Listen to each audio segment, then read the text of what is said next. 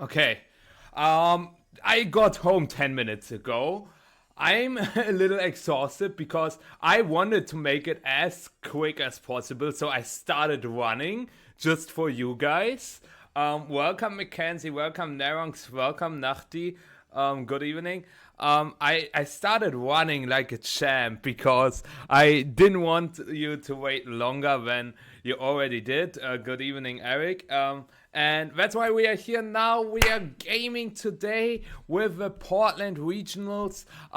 We've got some stuff to talk about, obviously, the meta and everything. But since there's currently round 2 up on the screen, let's first react to that. What is the call for NAIC? You tell me after the sub from Saltman. Thank you so much. 8 months. Really appreciate it. Thank you. He was running like submission with time. Real. But yeah, good evening, Andy, as well. But yeah, we see Behzad running the Groudon.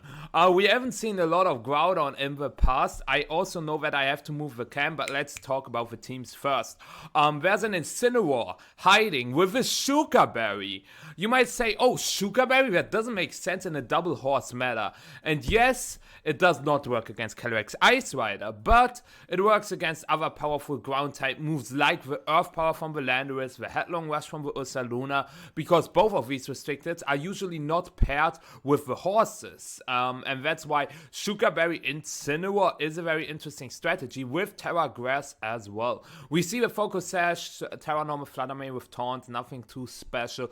Bulk up on the Groudon is something which seems a little weird because that team is rather offensive, but we still got some damage reduction. Like, we've got the Snarl on the Miraidon, the Intimidate on the Incineroar, the Struggle Bug on the Volcarona, the Screens on the Grimmsnarl, so maybe bulk up Groudon is better than we might expect. I'm really curious to see that in action. We see the Miraidon winning set from Milwaukee, Volcarona with Fiery Dance, Struggle Bug, Rage Power, and Tailwind, and most notably, the cover cloak item, not something you see usually. Usually you see something like Rocky Helmet, maybe a Citrus Berry, but cover cloak for fake out immunity, and you do not get any drops from Snarl and Icy Wind, which is pretty cool, and a standard Grimmsnarl on Behzad's side. But yeah, good evening, Magic. Good evening, Patimus. How are you today? Yeah, Behzad's team, really interesting because you don't have a lot of Sun abusers. You do not have this offensive Flutter Mane. You do not have the Chi-Yu. But instead you have like this more of balanced approach. On the other hand, we've got Zhang with a more of an offensive Sun team with the Ability Shield Koraidon paired with Galarian Weezing. This team is very similar to the one that won the Melbourne Regionals. Some key differences are that this Calyrex does not carry the Focus Sash. Thank you, Eric, for your Prime. Appreciate it. Thank you so much. Means a lot. And hi Rajke, and hi Notorious, and hi Fortnite. How you doing? But yeah, it is very similar to a regional winning team with Aqua Jet on the AV walking rate. Some differences are that there's a Calyrex Shadow not running the Focus Sash, instead running the Spooky Play Terra Dark variant. And the other big difference, on the regional winning team, there was an Incineroar. Here we have Terra Fire Bubonnet instead. I guess both of these Pokemon are physically defensive. They are kinda a fire-dark type if you terrestrialize with Bubonnet. I don't know. Bubonnet offers some kind of other supportive tools than Incineroar. You do not have Fake Out and Intimidate. Instead, you have this Redirection and Spore Bot and Bubonnet. I really like Zhang's team. It's nothing I usually like to play because it's a little too offensive for me. Another very interesting thing. Yo, oh my god! Hold on a second. What? What? Thank you so much, Saltman. Wow. Thank you so much for the 20 gifted. Wow. I really Appreciate it. I have no words. Thank you so much. Really. Honestly, I cannot put in words how thankful I am. Thank you so much, Self, man. Wow. Thank you. That means a ton. But why did you do that? I'm just your old crusty little guy streaming here and there. Thank you so much. But yeah, I put the cam on the left because we are ready to go, but that really means a lot. Yeah, guys, if you got a gifted sub, thanks to Selfman, please show your love in the chat. I mean, that is really crazy. Oh man, thank you so much. Anyways, speaking about the game, I think Groudon looks phenomenal in this matchup. You can Precipice Blade so much. When are we getting sub badges? I'm literally, I wanted to talk about it after the round because we are currently right in the middle of the round. So I am currently on it. I've got a I submissioned that kind of stuff, so we are on it. Because now I will be back to regular streaming. I will do 2 to 3, maybe 4 streams a week. I will also tomorrow new YouTube upload. I am back in business. But yeah, let's get to the game. So I think Groudon looks pretty good here, but the problem is the Walking Wake, because Walking Wake has this Hydro Steam that is always super effective. Yo, Magic, thank you for your sub as well. Thank you so much. Thank you. Yeah, there's this Walking Wake I was talking about. And which boost does it get? Probably speed. So first of all, we see the Fluttermane getting a speed boost. Who would have guessed? And the Walking Wake probably gets a speed boost as well. Yeah, and the Walking Wake can go for Terra Water now to survive the Moonblast better, and it can shut down the Groudon with Hydro Steam. So the Groudon kind of is forced to protect, but then the Chiyu can get the Fluttermane to the Focus Sash, and then Walking Wake has Aqua Jet to pick up the Fluttermane. That's something you usually do not see on Walking Wake, but it works very well against Sturdy, Ogerpon, Cornerstone, Focus Sash, Chiempo, Focus Sash, Fluttermane, Focus Sash, Shadow Rider. Like this Aqua Jet is just really strong, so I'm really curious to see how Behzad reacts to this kind of situation.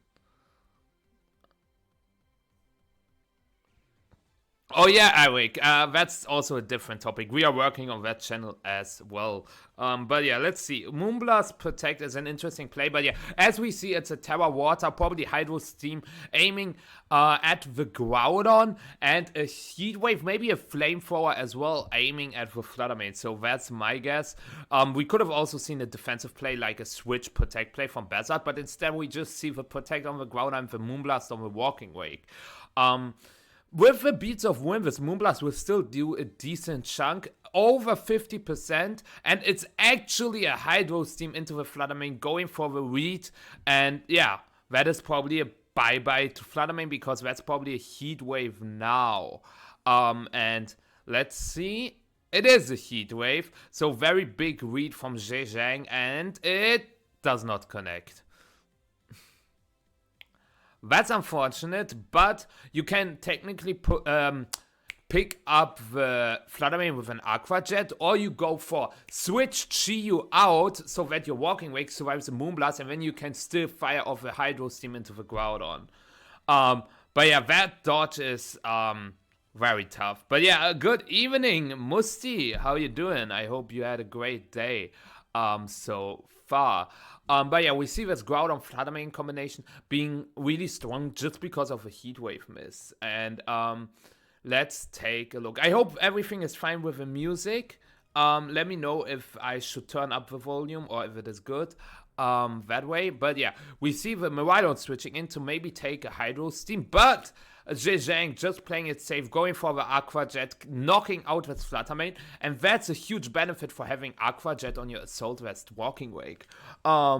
On top of that, we get the Heatwave Connect on the AV Miraidon, and that's still, even though it's AV Miraidon, it still does a decent chunk because it's a single target Heatwave, and now you threaten a KO with Draco Meteor because you get the speed boost. But at the same time, the Grissmer is threatening a Thunder Wave, but Walking Wake, Chiyu just really strong right now.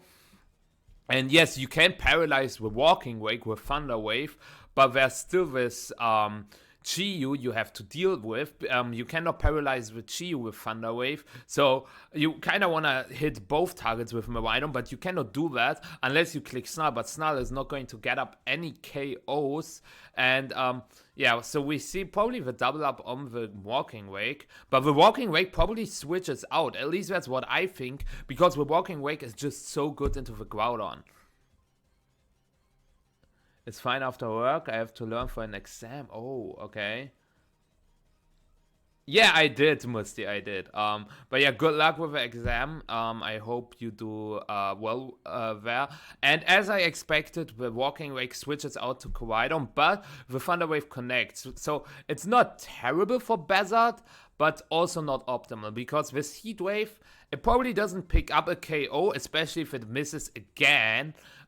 This time on the Miraidon. You might say, oh, that miss is terrible. I would say it's not too bad, but still, the chip on the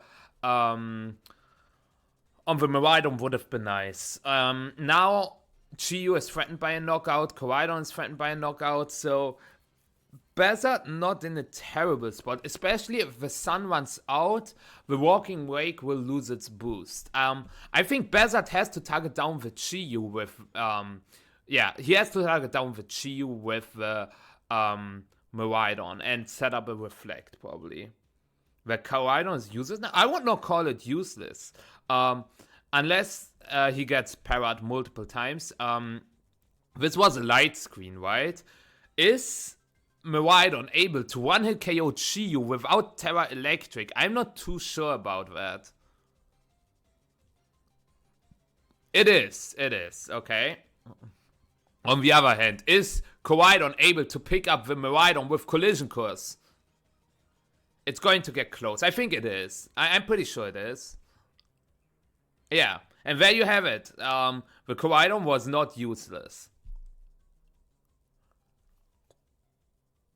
And that means that is pretty much game for Zhang.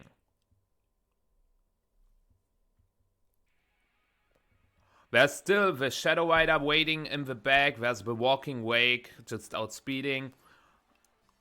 Yes, Behzad could go for Protect to stall out the last turn of Sun, and then Hydro Steam doesn't get the boost anymore, and he can get a double knockout with Precipice Blades. But what Zhang can also do is just click Hydro Steam and switch to Shadow Rider, because his Shadow Rider has Anchor, and yes, he goes for Protect. Zhang's best play is to click Hydro Steam switch, but he wins either way.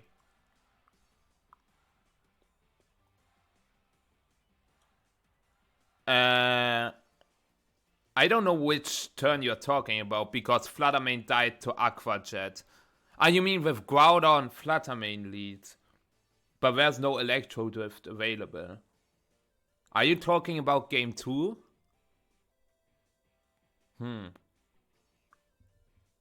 Wait a second. Oh. Okay, I'm good now. But yeah, there's the Hydro Steam. No switches from Zhang. I think Groudon survived. Groudon easily survives. Oh, there's still a light screen up. Hold on. Precipice Blaze. Double knockout, question mark? Man, Groudon sucks. Groudon sucks. I don't know which turn you're talking about, Jade. But yeah, Collision Course. Is it able to get the knockout without the sun? It is not, but now Shadow Rider will probably join the field and get the knockout. Yeah, Jade, we are still in game 1. Anyways, where's the Shadow Rider? And this is just going to be an Astral Rush. It's okay. Don't worry about it. Yeah, quick surrender from Behzad. even though Zhang missed 2 heat waves, one on Fluttermane and one on Miraidon, he was able to win that set pretty comfortably. I think the Groudon lead was just not it, because a Walking Wake lead was not unlikely, because Assault West Walking Wake looks pretty good, so I would always lead Miraidon. But still, Chiyu Walking Wake is a very weird lead into an opposing Miraidon, so Zhang assessing the situation right that there won't be a Miraidon lead, but I'm also confused why there wasn't a Miraidon lead. There's like Shadow Rider, you've got AV Snarl. I don't understand why Behzad didn't lead with Miraidon, and I also do not understand why Zhang led with a terrible combination of mods into Miraidon. Like, Walking Wake Chiyu is just really bad into Miraidon. Yes, I will, Ares.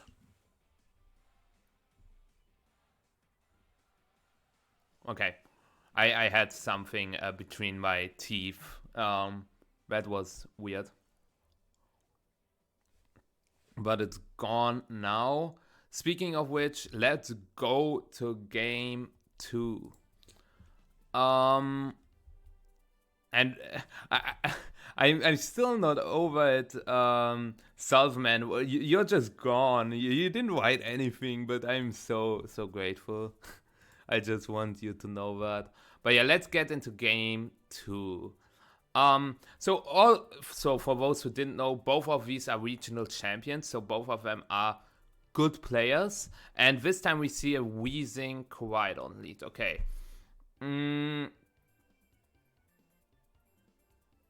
Very interesting combination of mons. Like, Zhang could go for Poison, Gas, Protect, but then if you taunt with Wheezing, it's pretty bad. I guess you can go for Ice. So, Behzad can go for both Icy and Draco into Koraidon, as well as taunt with Wheezing. So there's no safe play for Zhang. I guess if Zhang attacks with both, he at least gets something off. But that's definitely a good lead for Behzad. Behzad should either go for Draco, Koraidon, Taunt Wheezing, or Draco, Koraidon, Icy Wind. So it's always Draco into Koraidon. No, Moonblast into Wheezing is weird. Well, double targeting the Koraidon with Moonblast is also weird. Like, the Koraidon either protects or it goes for Terra Fire. Hi Connor, how you doing? Okay, yeah, go ahead, Musti. Good luck with everything, and good evening, Loila, and hi Kane. But yeah, we see with Terra Fire. But why did he Moonblast? Why did he not click Icy Wind? To make sure that Miraidon outspeeds. Because with move order, it's probably, yeah, Fluttermane first, Koraidon second, Miraidon third. Yeah. Oh. And with Icy Wind, even if Draco doesn't pick up the knockout now, Fluttermane would have outsped the Koraidon. I guess the Wheezing goes for Poison Gas anyways. Wait, Volt Switch into Wheezing? Okay, that does not make any sense at all. Wait a second. Wait, no. That doesn't make any sense at all. No, it doesn't. Also, taking the Poison Gas on Groudon. Oh, play rough. I mean, now you have Precipice Blades pressure, but I think Groudon dies to Flare Blitz. So you have to click Terra Fire if you wanna get through the turn. But then you don't have a Terra available on Miraidon anymore, which is bad because Walking Wake can Draco Meteor you. Yeah. I'm curious if Zhang even goes for Flare Blitz. Thank you, Dr. King, for a follow. If Zhang goes for Flare Blitz into Groudon. I guess you can at least force a Terrestrialization. And protect. You don't attack with Fluttermane. Why would you Moonblast? I guess, yeah, Precipice Blades doesn't get the knockout on Koraidon. But I can very well see Zhang just targeting down the Fluttermane with Koraidon. Yeah, it could have also been a speed type, but usually Koraidon is not Jolly Make speed on these kind of teams. But there's the Flare Blitz into the Groudon, okay. So good Terra from Behzad. And now he has to connect Precipice Blades. Something you always have to keep in mind if you run Groudon. Let's take a look. Where's the Precipice Blades? And it connects. Okay. But the problem now is Weezing is still on the field, so Chiyu can switch in and outspeed the Flutter Mane. The question is, can Chiyu knock out the Groudon? Does Chiyu have to go for Heat Wave? It can also go for Flamethrower into Groudon to get a guaranteed knockout. Okay, that's Shadow Rider instead. Okay, that's even better, because now Behzad cannot Terrestrialize anymore.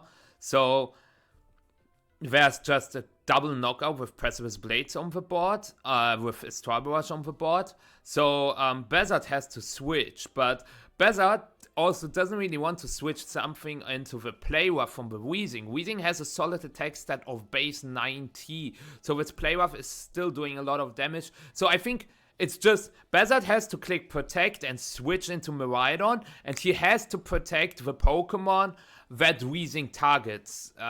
So Weezing can technically target both slots, Groudon and Flutter Mane, and Behzad calling that the Zhang attacks with Flutter Mane. If the Zhang goes after the Groudon slot, it's game over, because I think Astral Barrage into Play Rough into Astral Barrage probably knocks out the Miraidon.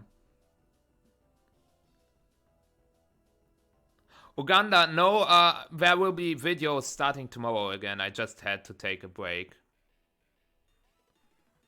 Okay, which sock does the Play Rough head into? It's Poison Gas, okay. Never mind. It connects! Well, you have to remove the Weezing, but I think Zhang knows that the Shadow Rider is not threatened by a knockout. So I think Zhang will go for Astral Barrage Protect. So Behzad has to go for a choke and maybe knock out the Weezing with Electro Drift, so that the Flutter Mane can activate its booster again. Like, not activate its item booster energy, but its Photosynthesis. Yeah, so Behzad going for a choke, but Zhang will always click, I think, Protect Astral Barrage. I would have clicked Snarl, because Snarl would have put the Shadow Rider probably into Spirit Break range, and now it's probably just game, because that is an Astral Barrage Protect turn.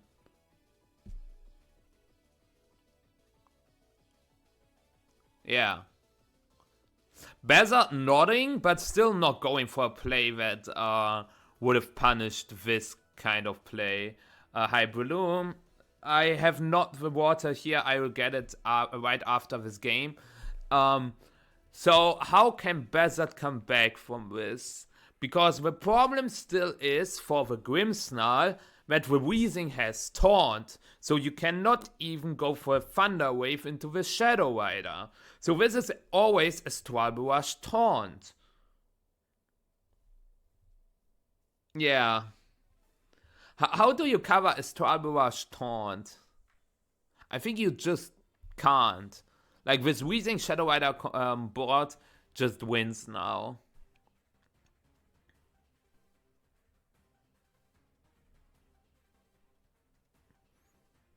Maybe you can hope that the Weezing has no speed invest. Yeah, that's what he's going for. But yeah, Astral Barrage and probably Taunt. Yo, Fabo, Spiegel. how you doing? But yeah, it's just Astral Barrage Taunt.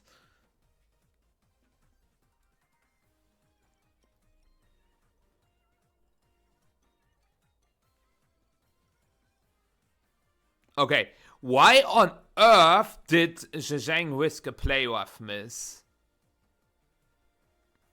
If this Play Rough missed, it still doesn't look bad for Zhang, but when Groudon outspeeds both Pokemon can go for Precipice Blades. So why did he go for Play Rough? Like, even if you get the turn wrong and you taunt the Spirit Break, your Calyrex would still be ±0, and you can go for Astral Barrage Play Rough the next turn.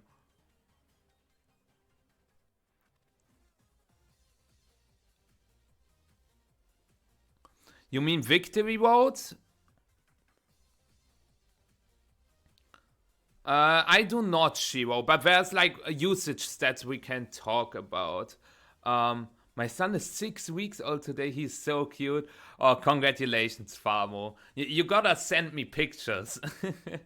I'm so happy for you. Loila, that's Calarac's specialty. Cheating.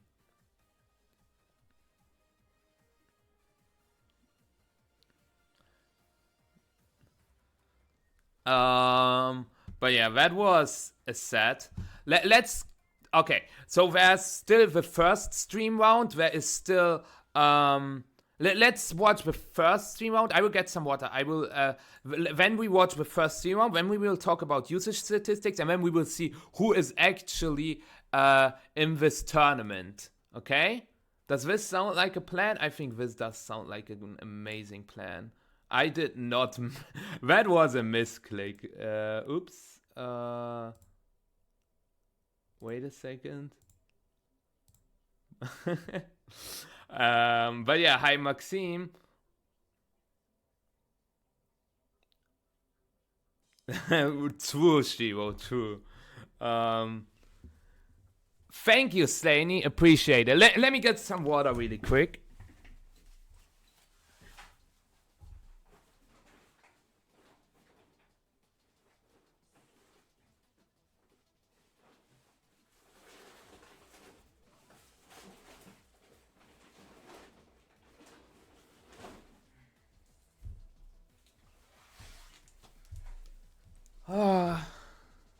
What is your next event?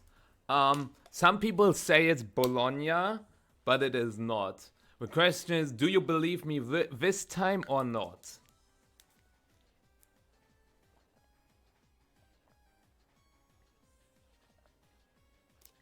Bologna is next weekend. I lost to a very cool Dragapult team on the Showdown ladder. I think Dragapult is not terrible. Its speed tier is okay. So sad that Shadow Rider exists. But yeah, let's take a look about the first stream match. Oh! Wait, change the picture! Dude, does everybody hate the Pipla picture? I mean, I don't like it myself, but there was, like, in Utrecht, there was this Pipla picture before. They changed it to a good one, but, that is funny. I did not know that they would change the picture, afterwards. True, Eric, I'm still winning Portland because I'm not going. Everybody who's going there will lose. We talked about it. I just want to hear what they say about, like, did that impact the meta game or... But we had a lot of action that took place around the world last weekend, so let's go ahead and take our first stop in EMEA, where Utrecht, we saw Michael Kelsch take another victory, adding yet another... Let's go carry the Otona! ...to his cabinet. Yeah. He's been on an unbelievable run in VGC. I mean, he only started playing a few years ago, but has already a second place finish at Worlds, a top 4 finish at Worlds, and now has won 3 regional level events. This is his second regional level win of the season alone, which is really impressive. What is interesting is that he has a lot of similar pieces to the team that we saw with Milwaukee, with Grimstar, with Incineroar, with Choice Man. I took some inspirations. He decided to use a bulky Landers as well as a Leech Seed Calyrex Ice Rider to take home this tournament. Both of those not exactly super common sets. Landers is really well positioned in the metagame right now because there aren't that many strong ground type attackers. Leech Seed Calyrex Ice Rider was kind of this like hidden tag that actually did very well and won one of the big global tournaments, the Wi-Fi tournaments, but that was in a previous regulation. I think people were like not really talking about it very much. I will It went under the radar. talk about it in a bit, Aris. Finally really showed the world what it can do. Super defensive. When you pair with Grimmsnarl, you just get to heal so much, and in a format where restricted Pokemon are so common, you get to take so much. Loila, you're the only one complaining. I think it's fine. You literally like just get so much health back because of the base HP stat. And then Lewis, on the other hand, of course, using a team that I think a lot of us expected to be good in day one of the format with the classic Calyrex, Amazon to core classic Pokemon like Incineroar and Ursh as well. Yeah, I think it's really interesting as well because these are two. I did not, I registered for Bologna, but I actually unregistered. So yeah, I think the sound should be fine. It's quiet. Okay, let me fix that. Hold on. This and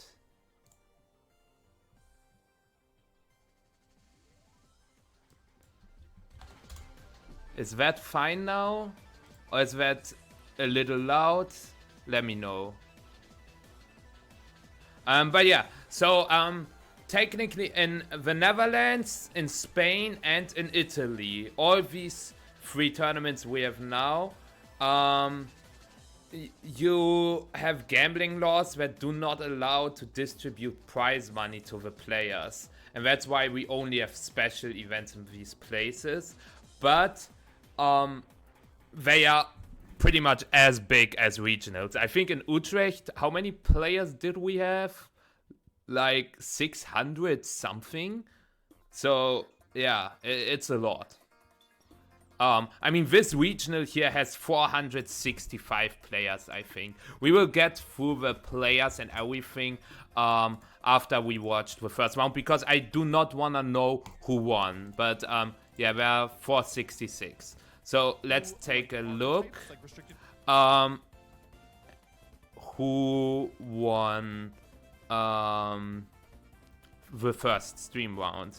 I know, like, I knew about this matchup because I was going home and I was like refreshing Pokedata to see who's up against who. I saw that NJ, Navid Yoshi, world's top 8, played against Luca Paz in round 1. That would have been a banger stream match as well. I know that Luca Paz won the first round. Wait, Unite is getting banned? Nah. Is Unite getting banned in these countries? Nah, you're kidding, Fabo. You gotta be kidding. But yeah, Emilio Forbes. For those who don't know who this man is. You know what would be funny? We can always go to ban build and take a look at the players that way as well. Like what they achieved in Scarlet and Violet. And Emilio Forbes might have been the best player in Scarlet and Violet for a very long time. Because Emilio Forbes, his first region is San Diego, he starts 12-0, loses in top 8, but he finishes 5th. Next tournament, same thing, undefeated in Swiss, finishes top 8. Next, Fresno, X1 win. Then NAIC, he fell a little short. Worlds, he makes top 16, got a little warped, long story. Then EUIC just a 6-3 and NAIC top 32. And then in this season, Sacramento top 64.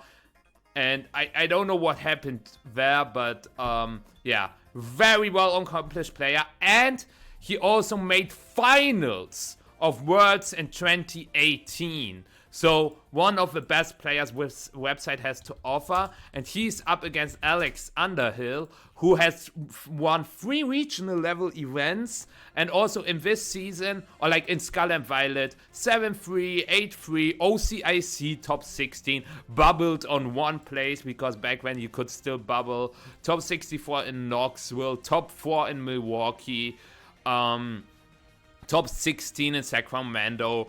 He won Portland Regionals, top 16 in NAIC, top 64 at Worlds, top 16 in Sacramento, top 16 in Milwaukee. So overall another very well accomplished player. Connor, I will fight you on that. But yeah. Peak rank, #1 says enough. I mean, he won the first tournament, so that's fair. But yeah, Fabo is speaking facts. What the flip? When does it get banned?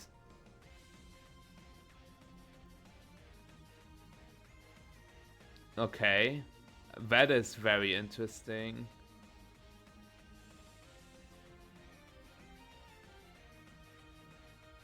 Okay, that is super scuffed. Hi Maxime, how are you doing? Yes, Alex is the defending champion of Portland. But yeah, let's take a look. So, Emilio is running a very interesting team.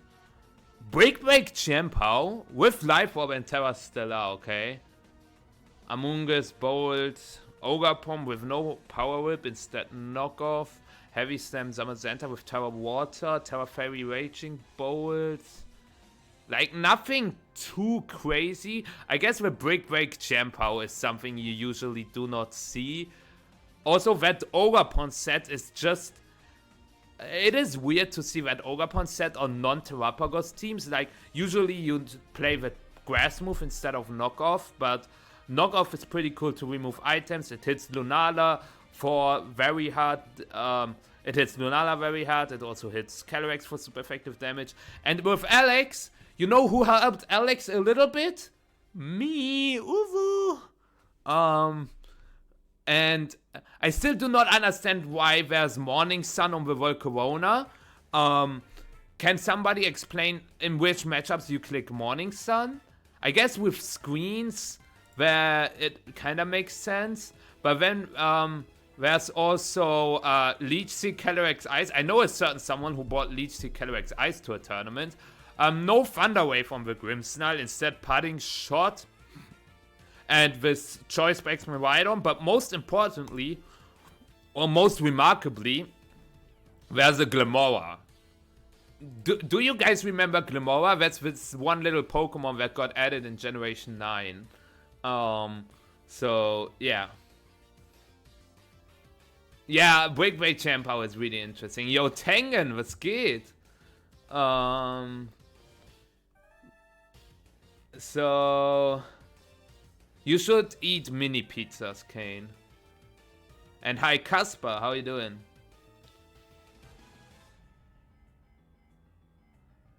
Yeah, I did that Shiro to show the Calyrex set. Don't worry. Yeah, no T-Wave is makes more sense with Glimmora, but T-Wave can still come in clutch in some matchups. Did you see Justin Tank's tweet? I did not. I will open it right after this round. So I will write down what we gotta do. We have to take a look at usage stats. We gotta take a look at my Ben build. We gotta take a look who is playing Portland. Then we've got Justin's tweet. Okay, yeah.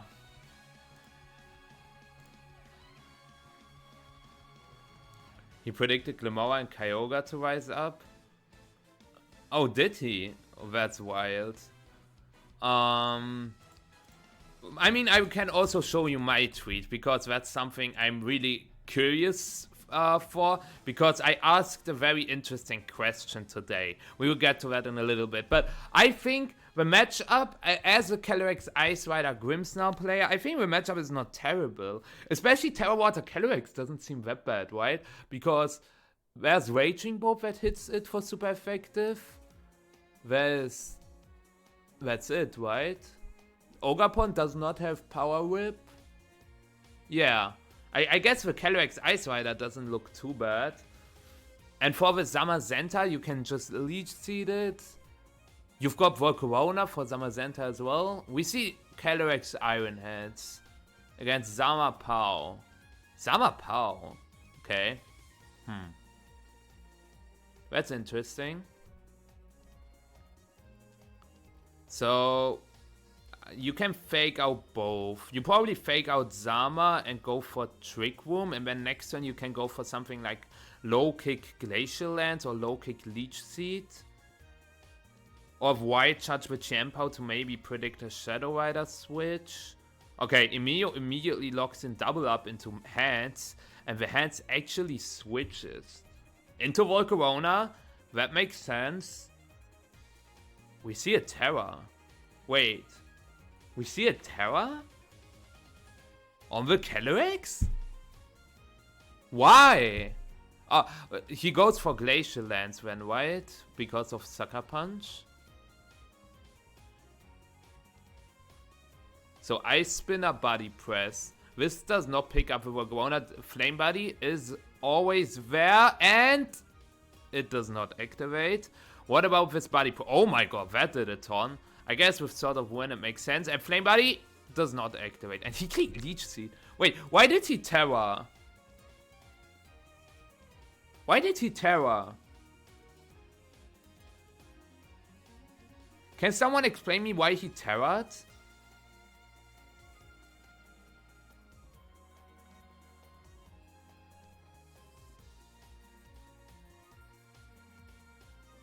Heavy Slam has no base power RS. Heavy Slam only has 40 base power against Kelly Ice. And the dark move Slaney is Sucker Punch. And since he clicked Leech Seed, Sucker Punch would have failed. But yeah, maybe it's what Notorious is saying.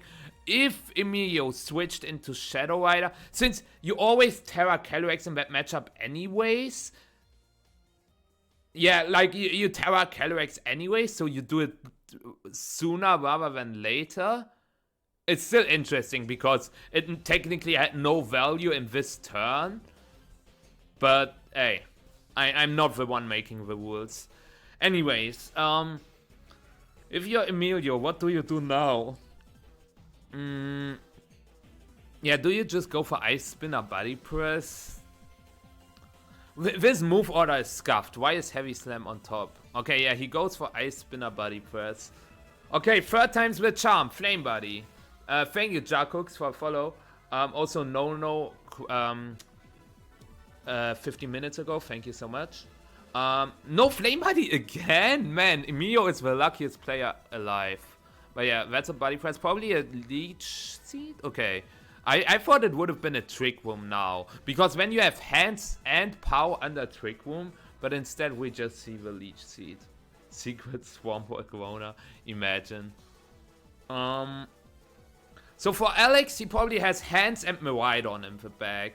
You cannot go to Miraidon here because then Champa probably just picks it up with Ice Spinner. But hands is a very good switch in here. You can go for Fake Out, Trick Room. Yeah.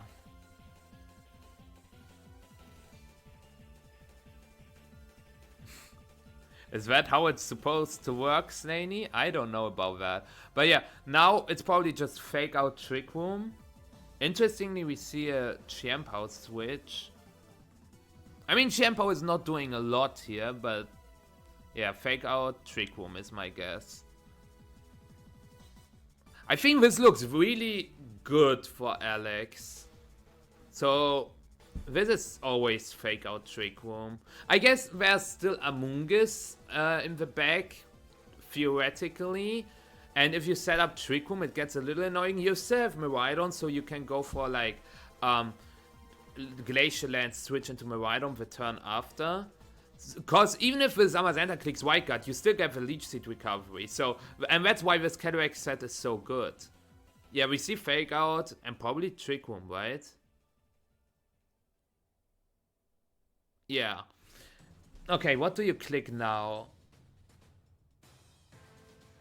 Can you not just click Glacial Lance Low Kick? Like, if Zama goes for White Guard, you knock out the Zama, and then you can just spam Glacial Lances afterwards.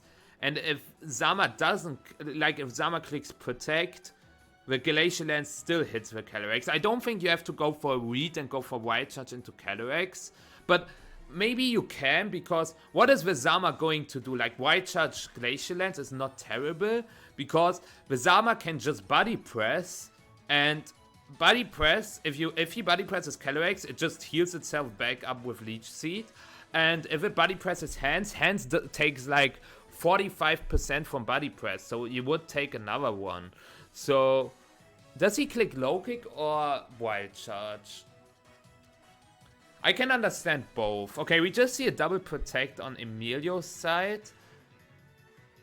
That's a little too passive, isn't it? I mean, he gets another turn of Trick Room. Yeah, Low Kick. Glacial Lance. Okay.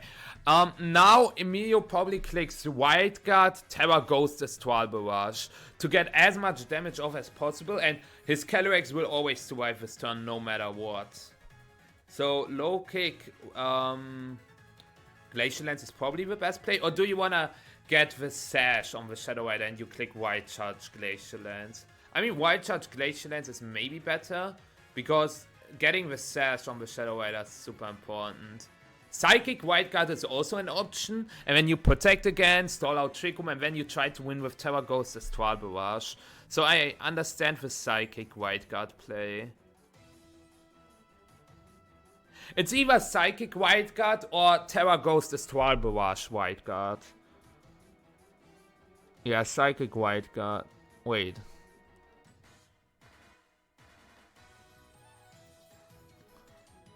It's always Wildcard with Zama, no matter what. You cannot switch here. Why is he considering switching? Wait, what?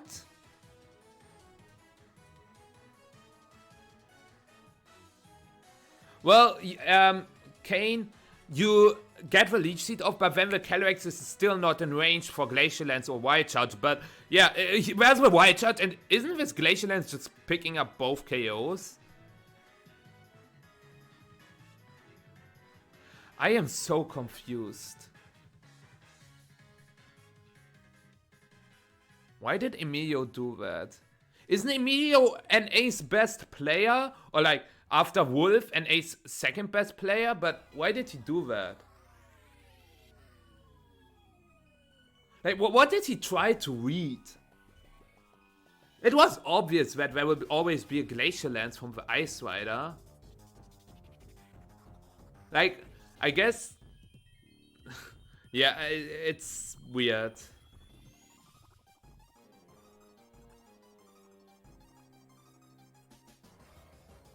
Oh, yeah, Bullet Seed is pretty cool, Fabo, I agree. But Wado, what is the thing to do if, like, what could Alex click if Alex overthinks this? Leech Seed and Wild Charge into Shadow Rider? Who do you think is favored? In this set, it's Alex, I think. Like, this Volcarona is really good into Champow and Zama. The Ice Rider, like, Emilio has nothing for Terra Water Ice Rider. He has to bring Raging Bolt, but Raging Bolt just gets walled by hands, gets Fake Out, it gets Low Kick, gets Glacial Lanced. So, I'm so confused why Emilio has Knockoff and not Power Whip on his Ogerpon. His team really struggles to hit water types outside of Raging Bolt. Why the Glimora? Glimora matches up very well. Like, if you have Leech Seed and Toxic Spikes, it gets so disgusting. I mean, Elizabeth won a global challenge with Calyrex Ice and Leech Seed and Glimora. And so you have like some similar stuff over there. No Dondozo, because Elizabeth won that whole thing with Dondozo. Instead, we have like other supportive tools like Iron Hands, Volcarona, Grimmsnarl. So you can stay on the field for long, and T-Spikes can really help out there. And Glimora, believe it or not, Poison is very good offensively currently, because Terra Fairy Miraidon is everywhere, Grimmsnarl is everywhere, so Glimora has a really good offensive typing as well. I have Wildcard, I don't think they will click with Spread Move, but it was no drawback. Leech Seed CSR Low Kick into Zama. Like, even that would have not been super terrible, because you knock out the Champa with Low Kick and you get the Leech Seed off.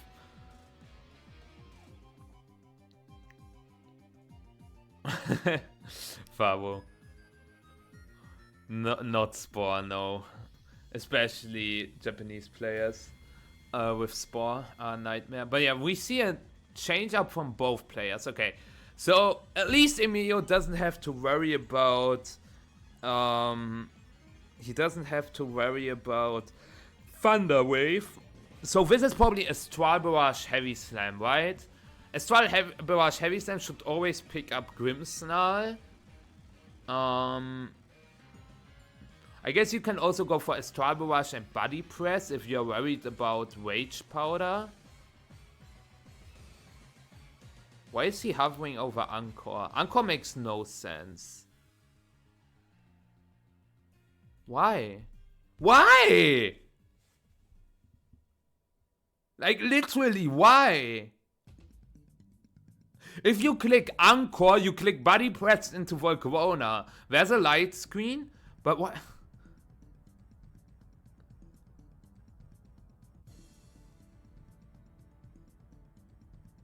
Doesn't this just one-hit KO?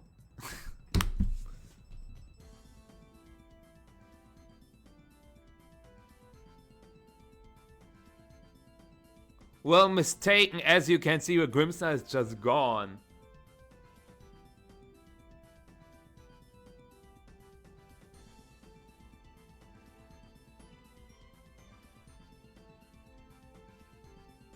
Yeah, he could have clicked Astral Barrage Heavy Slam. He could have clicked Body Press Encore. But like Encore Heavy Slam both into Grissmer is just not it. Well, now Alex... Alex probably clicks... Wait.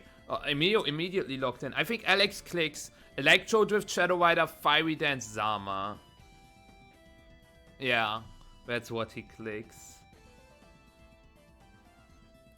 Maybe Volt Switch Shadow Rider to get Calyrex Ice in. We see a Protect on Zama, okay. Rage Powder? That doesn't make that much sense. I guess he didn't want to take a Body Press with Miraidon. But does that mean he targets the Shadow Rider with Miraidon? Yeah. Thank you, Wonder Boy. That means a lot. Appreciate it. Yeah, like, even if a Grimmsnarl switches, he targeted Encore on that slot. I don't understand that kind of play. Anyways, where's the Ogerpon now?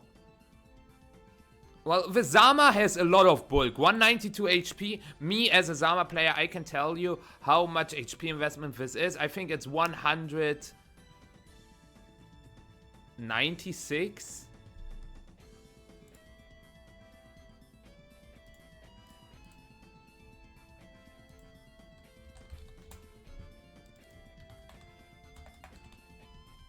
Boom.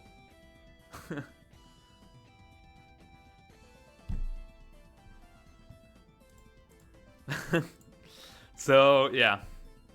It's a very slow Zama. So, but the problem for Alex is, this Ogerpon might outspeed the Miraidon. And if Zama outspeeds the Miraidon, there's Ivy Catcher into Volcarona and Body Press into Miraidon. Do you have to go Terra Steel on Volcarona to redirect both moves? No, he doesn't go for it. Or Miraidon is faster. So he's not a very bulky Miraidon. Maybe he's max speed Miraidon. And he KOs! Okay, wait a second. So, for those who didn't know, my Miraidon was more of a slow duck. But that this is a one-hit KO on, like, he has to be max special attack. Like, my Miraidon would never get the one-hit knockout on the Zamazenta. Like, this has to be, like, max Miraidon. And he probably got a really good roll on top of that.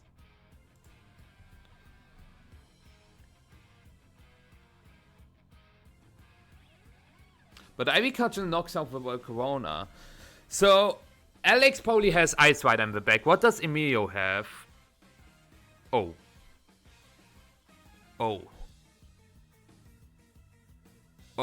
It actually is ours. Okay, hold on.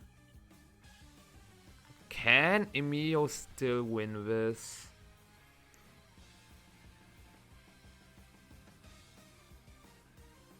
So Alex's best play is to click Electro Drift into Amoonguss and Glacial Lance. Because even if Amoonguss protects and the Ogerpon attacks, Ogerpon doesn't get up and knockout because he Tower Waters the Calyrex. And then next turn you just have Electro Drift Glacial Lance again. So yeah. So Emilio has to go for, I guess, Terra Walk, Ivy Cudgel, Protect. That doesn't make sense. Amoonguss just gets blown up. Okay, yeah, that's GG.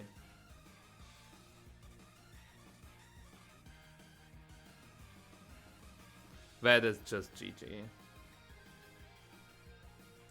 Like, Alex will always target the Amoonguss.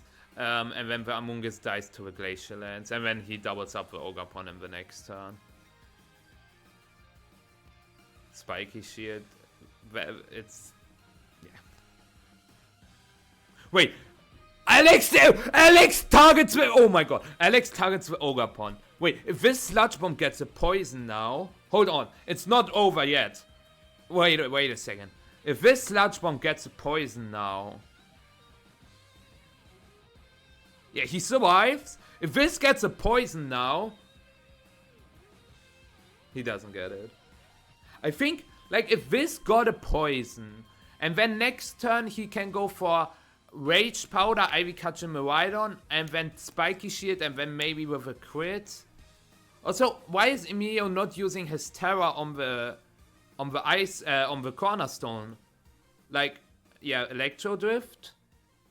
Could he not have Terra'd and then survive? I think he doesn't survive too. It depends. We can make we can calculate that in a little bit, but now Ivy Catcher knocks out Miraidon, Glacial Lance into Ogre, and then Terra Walk, Ivy Catcher crit, I guess. But I'm pretty sure even a crit doesn't get there. Sturdy coming in clutch. I'm really curious, if he would have clicked Terra here, would he have survived 2 Glacial Lances? Because then he would have gotten 2 Ivy Cudgels off. Does a crit get there? My guess is like a crit does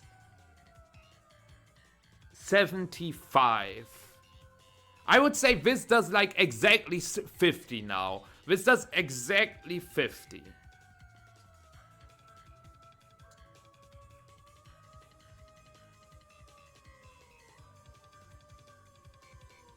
It is a crit, and it did 75. I guess more 70 than 75. But yeah, Alex wins with Leech Teeth Kelly Eyes. Woo! Leech Teeth Kelly Eyes noises! I hate it. But yeah, I'm really curious. I don't think he would have survived, but we will take my Calyrex. Wait, what? Thank you, Calc Devs for... I wanted to say we can take my Calyrex Ice Spread, but I didn't know that my Calyrex Ice Spread is actually in the Calc already. That's cool. Like MDB's Utrecht first bulky Leech Seed. That is cool. But yeah, Glacial Lance, single target, Terra Walk. Yeah, it would have 2 KO'd. Spread Glacial Lance would have maybe not gotten there, but single target always. So it didn't matter. Like if he Terra'd, he would have just risked a crit because he would have lost his Sturdy. So yeah. Ba ba ba ba ba ba ba ba. Wally theme. 2 hours. Ba ba ba boom. Not a lot, Eric. Well, not a lot. I think there's just Kelly Eyes. Like Dragapult. There's no Dragapult set in there. Like, what else could be for me? Miraidon? Nothing. Zamazenta? Ah, yeah, Zamazenta. My world spread. But this spread is bad! This spread is bad! Who wants this shit? Well, I guess, like, it's better to have someone in there who, like, had a performance. Like, if there's just Ibrahim, people might ask, who's Ibrahim? No fun. I love Ibi. Like, Ibi is my best friend. Don't get me wrong. It's not the speed. It's, like, not being max defense on the Zama is the cringe part. Ibrahim is the GOAT! Yes, he is. Okay, is there a new round up already? Not yet, no. So I think it's a good time to talk about... Well, we can quickly go over my Ben build page. So, in Germany, like, everything I'm #1. Cool. Like, in the world, currently my Elo is 2nd. My peak Elo is 9th. Not too bad. My GXC is 6th. Win rate is terrible. Well, I don't know why I'm placed 3000th. Like, okay, I guess. If that's how it's supposed to be. This is, by the way, wrong. I didn't play 22 tournaments, I played 21 tournaments. You know why it counts this as 22? Since it counts Worlds Day 1 and Worlds Day 2 as 2 tournaments. So technically I played 21 tournaments, and I top cut more than half of them, which I didn't even know before Utrecht. That, like, now I have a cut rate over 50%.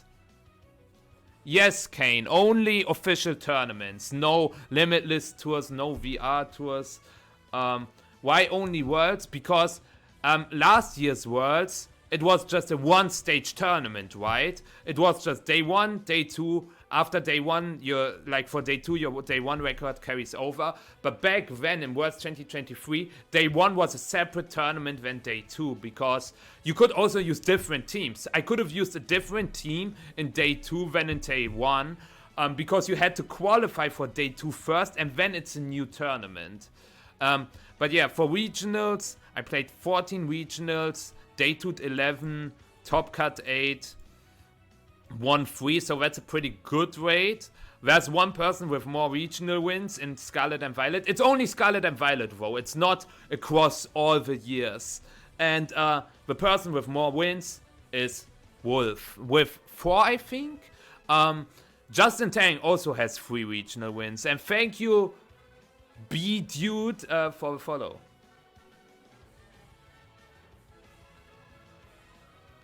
Did they always do that? Yes, mistaken.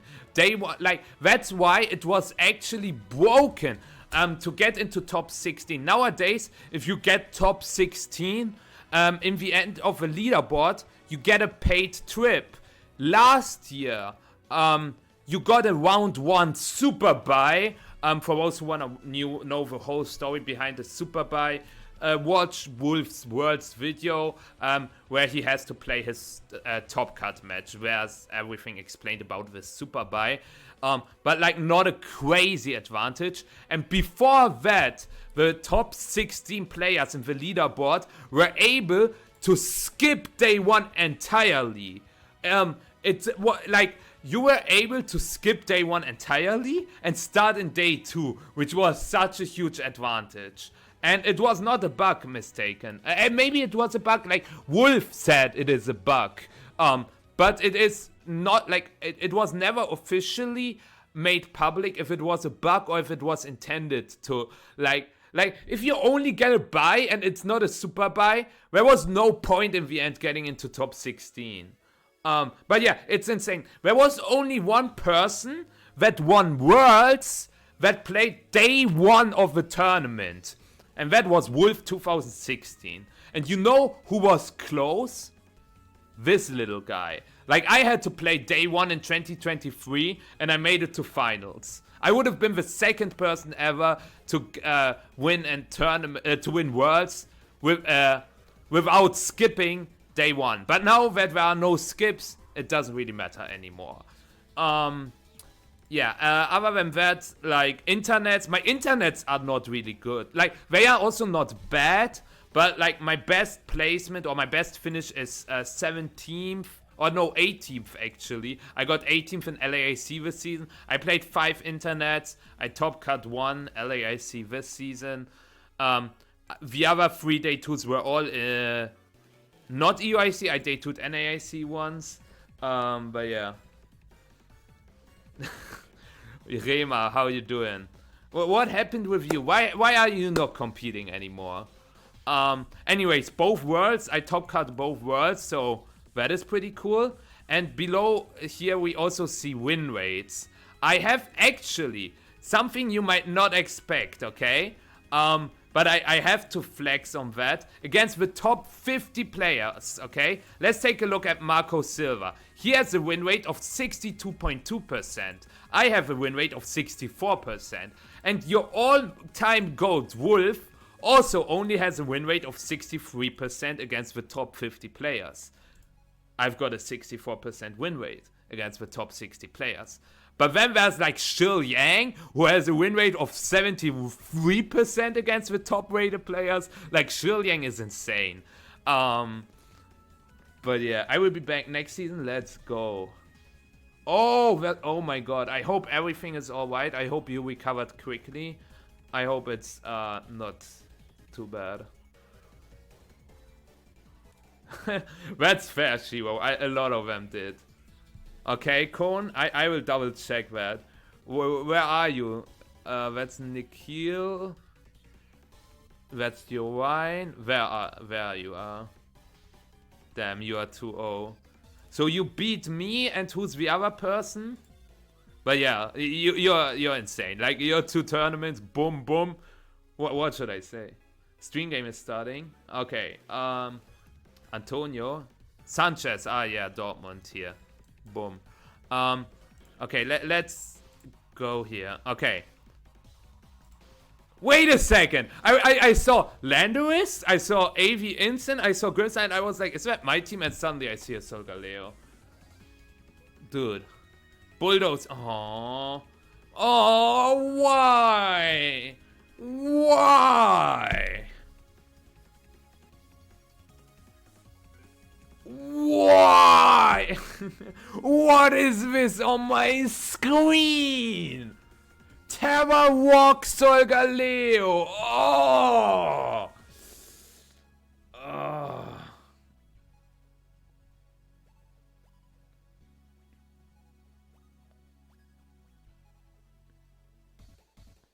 Why is there a boring team on my screen? Oh.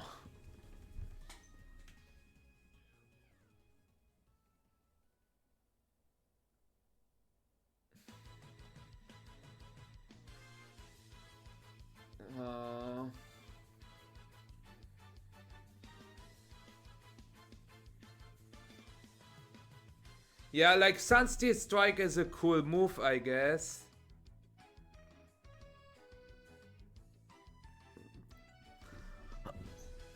On the low-key, Rema, this guy looks a little bit like you. Like, if I take a look at, like, from this side, he looks a little bit like you.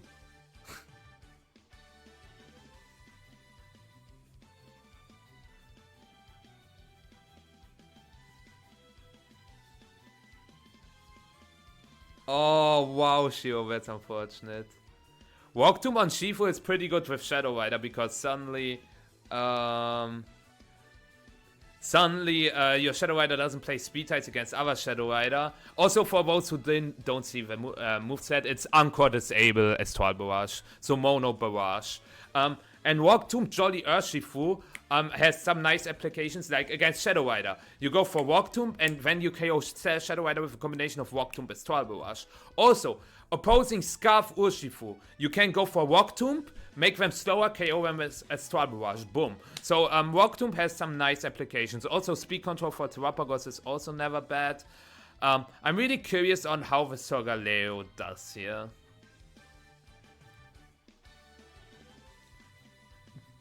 I mean, Walk Tomb is not a bad move. Just something to keep in mind is that Walk Tomb, Unseen Fist does not apply to Walk Tomb.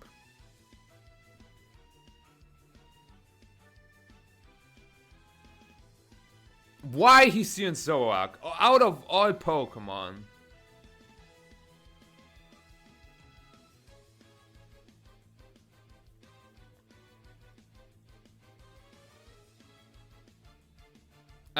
Korn got second in 1GC, I think. Second and top 8. So, yeah. Among Us Terrapagos. Isn't this just Bulldoze Sunsteel Strike into Among Us? I guess you can also Psychic Fangs with Among Us. I'm just a little worried about an Incineroar switch. Like, the cool part is Full Metal Body doesn't let you get lowered stats. But yeah, you can also Sunsteel Strike with Terrapagos, because I think Protect, like, Logan won't go for Protect Spore. Like, well, maybe he does, because Logan underestimates Solgaleo's damage output. Oh, it's Zach Emerzian. Isn't Zach the one who also debuted the regional with Necrozma Dusk main once? Yeah, second, exactly. Okay, Rage Powder. Well, that does not work against Bulldoze. But Bulldoze probably won't break the Terra Shell. Like, it will break it, but after Leftovers, Terrapagos will be back to full, right? Yep. But most importantly, you activate the weakness policy from the Solgaleo. Solgaleo is immune to Rock Tomb, that is correct. What did he click with Solgaleo? Sunsteel? Psychic Fangs, okay. So, Amoonguss is gone. And the Terrapagos goes for Call Mines, and then next turn you can go for Terra Stellar Earth Power. I guess Logan can also just go to Urshifu here and threaten a knockout on the Shadow Rider if it wasn't Terra Water. That way Shadow Rider would survive a Terra Water boosted Surging Strikes.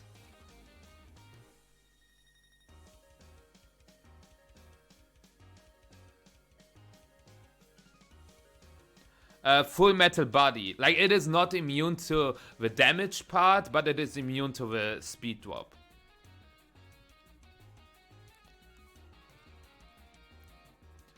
So now Logan probably goes to Incineroar. Or maybe Shifu, but Shifu isn't great here since you want to Terra with Terrapagos.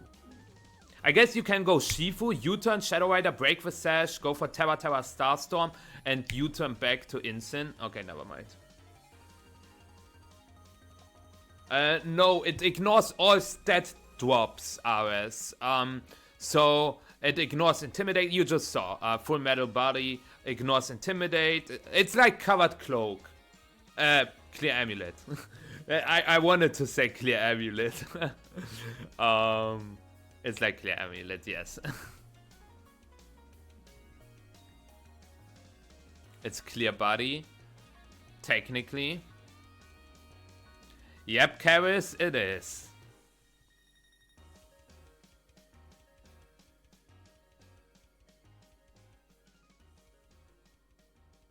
Well, how are you supposed to ignore it, Eric? Other than Weezing, but Weezing also ignores Shadow Shield.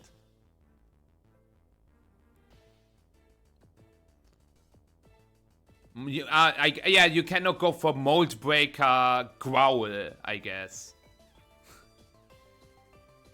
Mold Breaker Parting Shot. Okay, tell me. Oh my god, he Earth Powered that slot. And that did nothing. He Earth Power knocked that slot and it did nothing. I did, Shiro, I did, and it's terrible. Okay, now we could see a fake out into Terrapagos Rock Slide. I think fake out Terrapagos Rock Slide is not unlikely.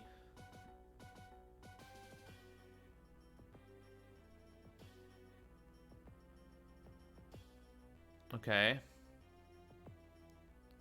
Well, I don't like this, because if the Terrapagos decides to go for Terra Stellar Earth Power into Solgaleo, Solgaleo dies. Oh.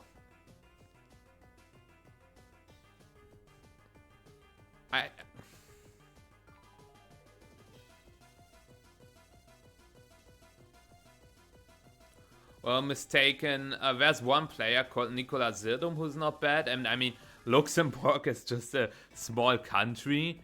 There are not a lot of players from there. So that's why. Exactly. Like, I think that's actually a better ratio than Germany. Anyways, back to the game. I think Logan will click Terra Stellar Earth Power into Solgaleo now. And that's a problem for Zach. So Zach has to go for something like knock Terrapagos to get rid of the leftovers and protect Solgaleo first. Or you go for U-turn protect.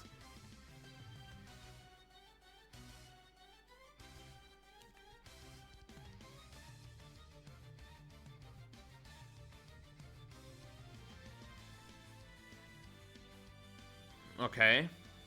He really wants to get rid of the Insin. He always flinches here. Is he even faster? With Terrapagos, Terras? Where there's a walk. What's your take on Terrapagos? It's terrible.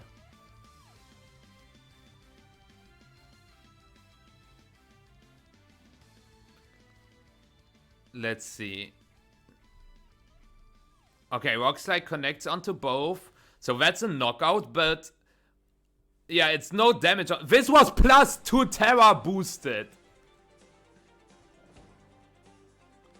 If there's a Rock Slide, there is a way. You guys were right. I think if this would have not flinched, let's see what he has in the bag.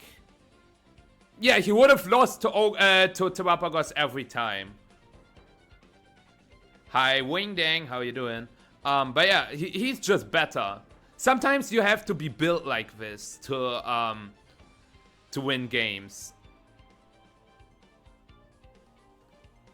Like, if you know that you're going to flinch, sometimes you need to know, if you have your controller, okay? I will tell you something, and that's the only way I know of winning is I always click a certain button, and that's the hex button.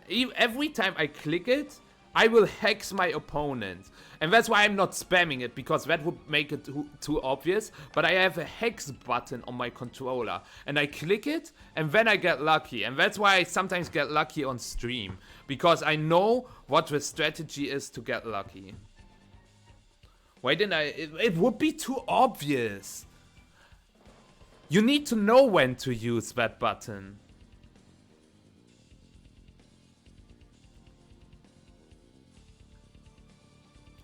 And I think that's what Zach also did in this turn. Thank you, Rob, for the follow. Appreciate it. This is a video uploading right now. Real.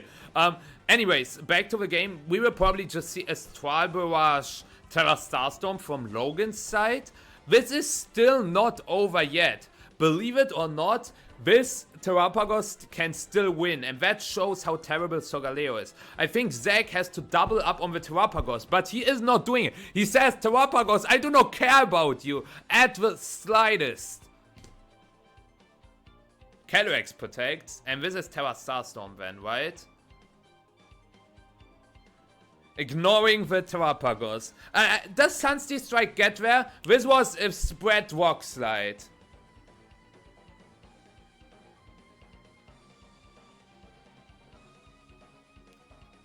I'm telling you! He's clicking the buttons! He is clicking the buttons! He is clicking the buttons!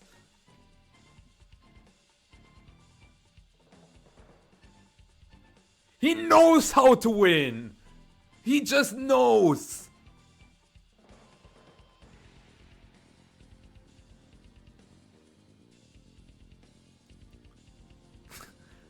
Zach, you are so good! I wish I could be as good as this. I know I got a Electro Drift crit in the final. Don't tell me, chat. But overall, in this weekend, when I won Utrecht, I got fairly lucky, but like not too much. I would say I got even. It got evened out in the end.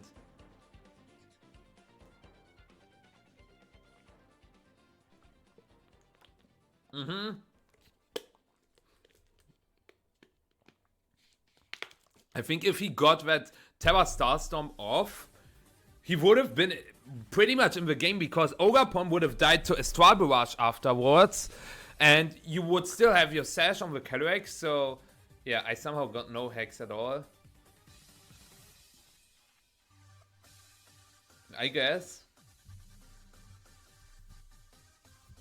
That's good for you. How long were your games, Korn, by the way? Because I think with your team, the games end pretty fast. Turn up the music. Okay. Say no more.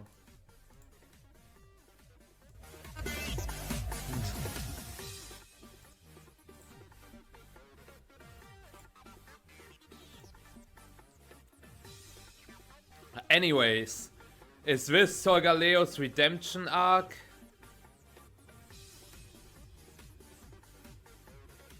This would be such a terrifying team for Medina to win. Why? Does Medina always get lucky?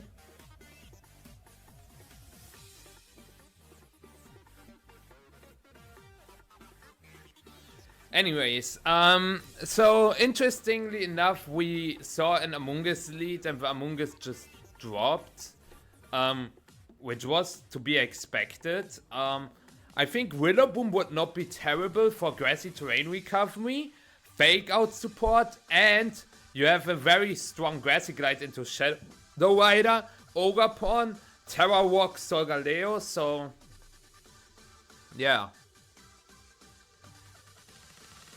True, he did lose against that. Also, did you know, Korn? You probably did, but did like Waxen, his best friend, Antonio Sanchez, played against the same Tropius guy 2 rounds after? What's your favorite Pokemon? That does not matter.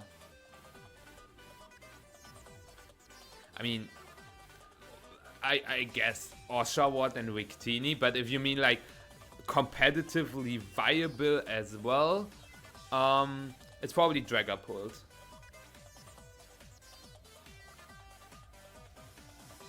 Oh my god, Thiago, that would be insane.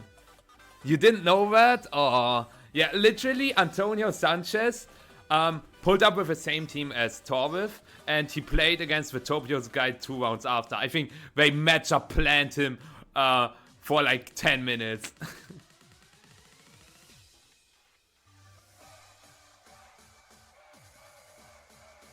He really leads him with Grimmsnarl. Are you kidding me? That is insane.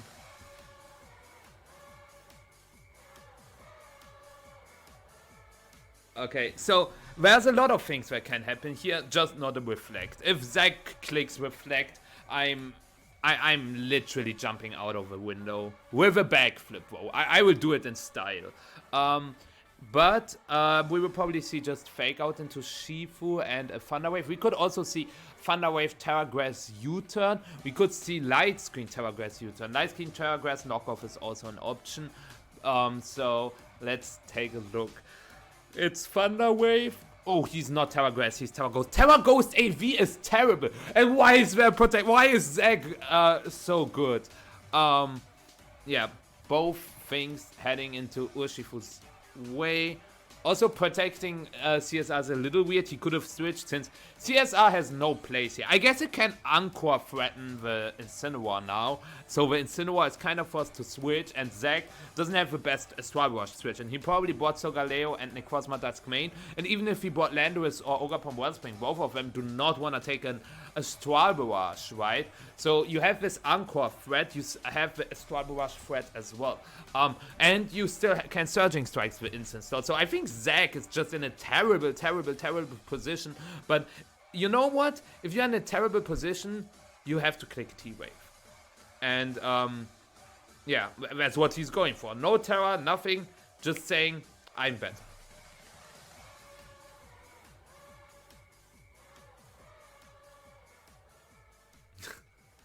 Dude, okay. What? Why does this work? Why does this work? Why do you take the T-Wave on Pagos?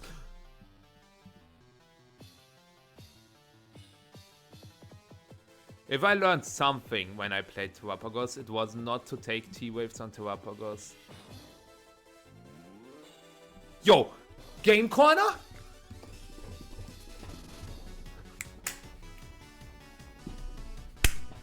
Yeah, yeah, yeah, Urshifu, fu, yeah, yeah, yeah. I love T-Wave.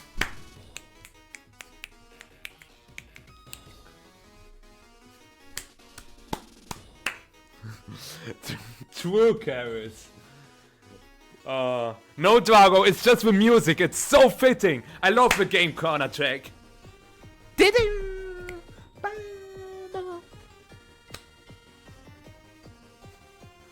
Yeah, he's not doing anything. He just lets his whole team get paralyzed.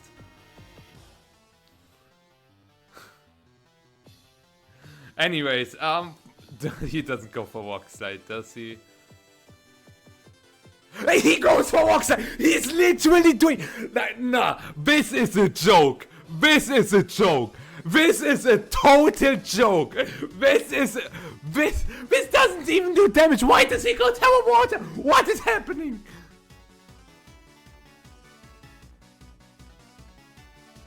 Why does he not T-Wave? Why does he not T-Wave with Pagos? And he misses walk slide. I know, it's Terra Shell.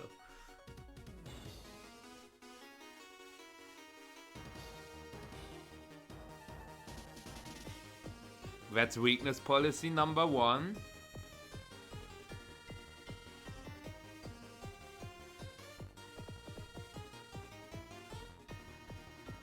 Damn! Zach! You're washed! Oh, Solgaleo takes this. Oh! Oh! Man. Why would you ever lead? Like, Grissmer Incineroar is one of the worst leads ever. Like, not even I did that once. Yeah, Mackenzie? It's a Rock Slide Solgaleo that just knows how to click Rock Slide and flinch its way through.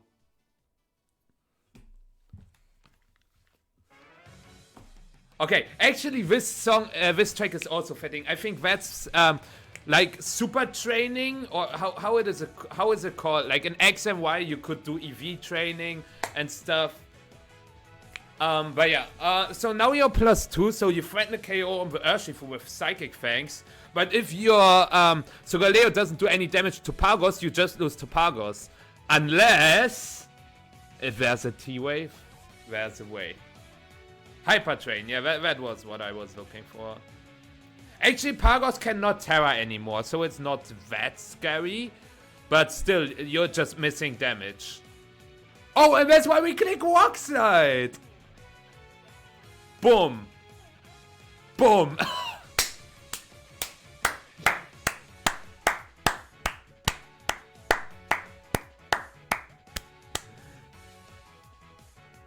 This is crazy. So, is this how people played VGC back in 2011? They let Thundurus Landorus and click T-Wave Rock Slide until they won?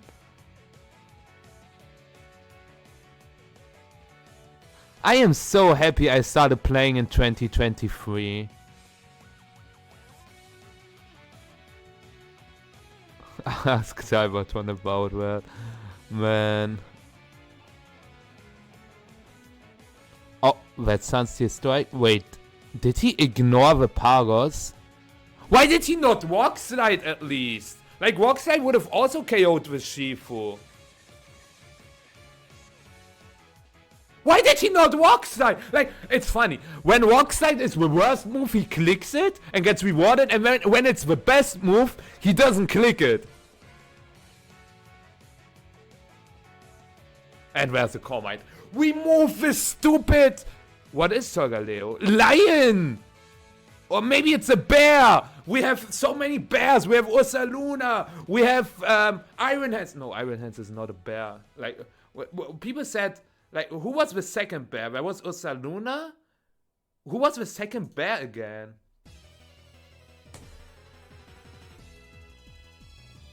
Urshifu? This is a bear. I guess this is a monkey, but bears, monkeys, they are all the same, okay?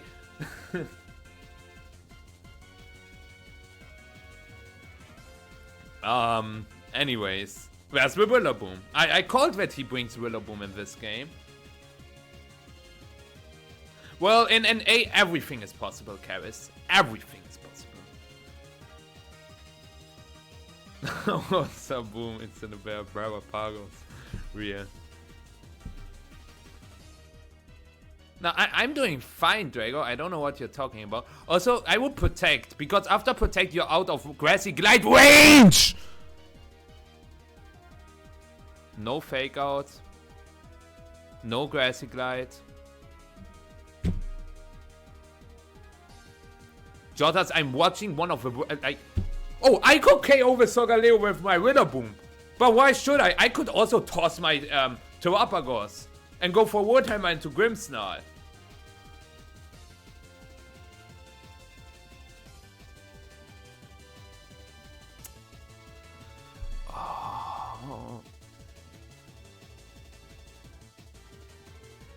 I think Zach has a near guaranteed win, like a 90% win if he clicks T-Wave on Shadow Rider and Sunsteel Strike on Rillaboom.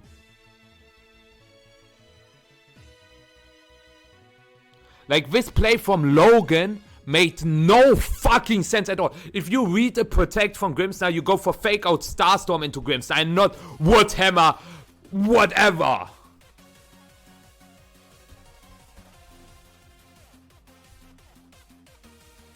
Yeah, you always T-Wave Calyrex and Sunsteel Strike Rillaboom. Because you knock out Rillaboom with Sunsteel Strike and then you have Incineroar and your last Pokemon, not Psychic Fangs. Yeah, why would you go for Psychic Fangs when Sunsteel Strike is stronger? Yeah.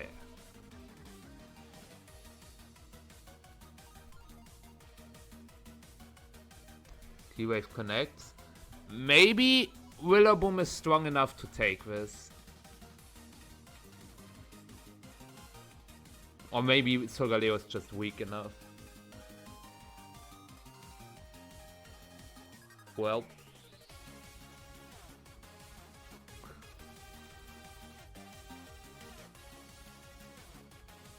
And he got power. Amazing game! This was one of my favorite sets of all time. I wish I would have had a recording of this on my... Ah!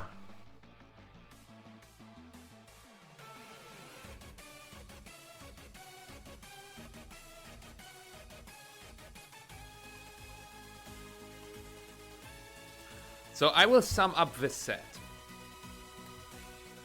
Walk side. Walk side. Sunsteel Strike. Crit. Dude. Like, obviously this didn't matter, but come on, man. Come on, man. Dude, Kon, you were not born back then, okay? Stop yapping.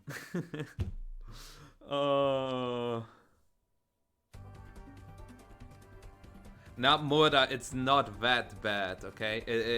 This was just a prime example of terrible Pokemon. Yo, Mikes, it was. Wait, are you playing the regional? You are not, right? Or are you? It would be cool because I know, like, you haven't played a single regional in this season. Is that possible? I'm not playing in it. Why are you? You're not playing anything. I'm so mad. Peak Pokemon gameplay, yeah, for sure.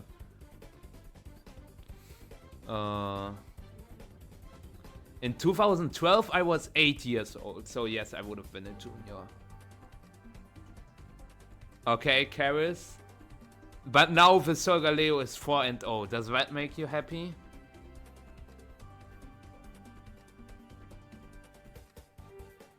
Yeah, I know, Mike. And that's why I'm saying, why did you not play anything? Man, that's a shame. True, just go to Bologna. Also, Korn, I assume you will be at Worlds now that you got your invite? Again, I wanted to talk more to you, but the circumstances were not the greatest. Let's be honest. Anyways, time to talk about more stuff. Also, Yuki debut. For those who don't know, this person on the left, that's Yuki Zaninovic. Amazing fella. I was able to talk with him as well. People refer to him as one of Wolf's friends, but he's more than that. He's an amazing person. Yuki destroyed me at locals. Damn, that's rough. Oh, that's unfortunate, Mike. Anyways, I still wanted to talk about that kind of stuff. Like, I have a pretty good win rate against the top 50. Also against the rest of the top players, it's not too bad. And I'm just missing I'm missing 0.1% to get an 80% win rate in day one. Which is unfortunate, but we will get there. My top cut ratio is pretty good. I will pull up someone else's top cut ratio. After your flex, Korn, you wanted to flex so bad, you have to take a hit. And then longest win streak was 13. I'm currently on I'm just on a win streak of 4 because I lost my last Swiss round against Nick Holmer. You're playing Bologna? I am not. Are you playing Bologna? Please tell me, Jota. Please tell me you're playing Bologna. Get your invite, please. You deserve it, man. Fun fact, I never cut more than 2 tournaments. I always cut 2 in a row, and then I don't cut. Then I cut 2 in a row, I don't cut. I cut 2 in a row, I don't cut. Now I won 2 in a row, so the next tournament I will not cut.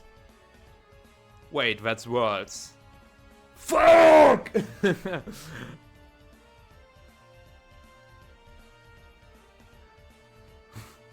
Now, Jotas, I will believe in you. Let's do it. Let's do it, Jotas. So you need to go to Bologna. Go to NAIC. Am I forced now to go to NAIC? Well, if I go to Bologna, I bomb Bologna, then I cut NAIC and I cut Worlds. Boom.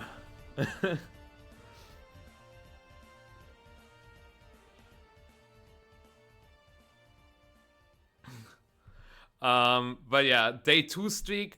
I had a day 2 streak of 10. Stuttgart ended it all. And my biggest upset was against Aurelian. Which is funny, because this was the first time I ever beat Aurelian. And I won the whole tournament. And you know what was even crazier about that? It was an up pair. I was 6-2 here. 0-1, 1-1. And then I was 2-2 early in the tournament. I was 2-2. And then I was 6-2. And I take a look at my phone. At my phone on my screen. And then I play against a person who is 7-1. And I'm like, oh wow. And then it's Aurelian. And I'm like, oh wow. So yeah. But yeah, talking about tournaments, like, I started back in Bochum, finished 7th. Then Utrecht was not bad, I would say. EUIC was a little worse with 6-3. Malmo 6-3. Worlds undefeated in day 1, and then 2nd. We all know the story. Then 7th in Stuttgart. This is what I mean with back-to-back cut. Dortmund.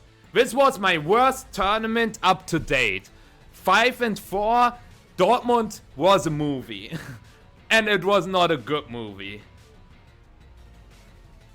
It is close, Mikes. Like, I didn't day 2 this tournament, this tournament, that tournament, and one more.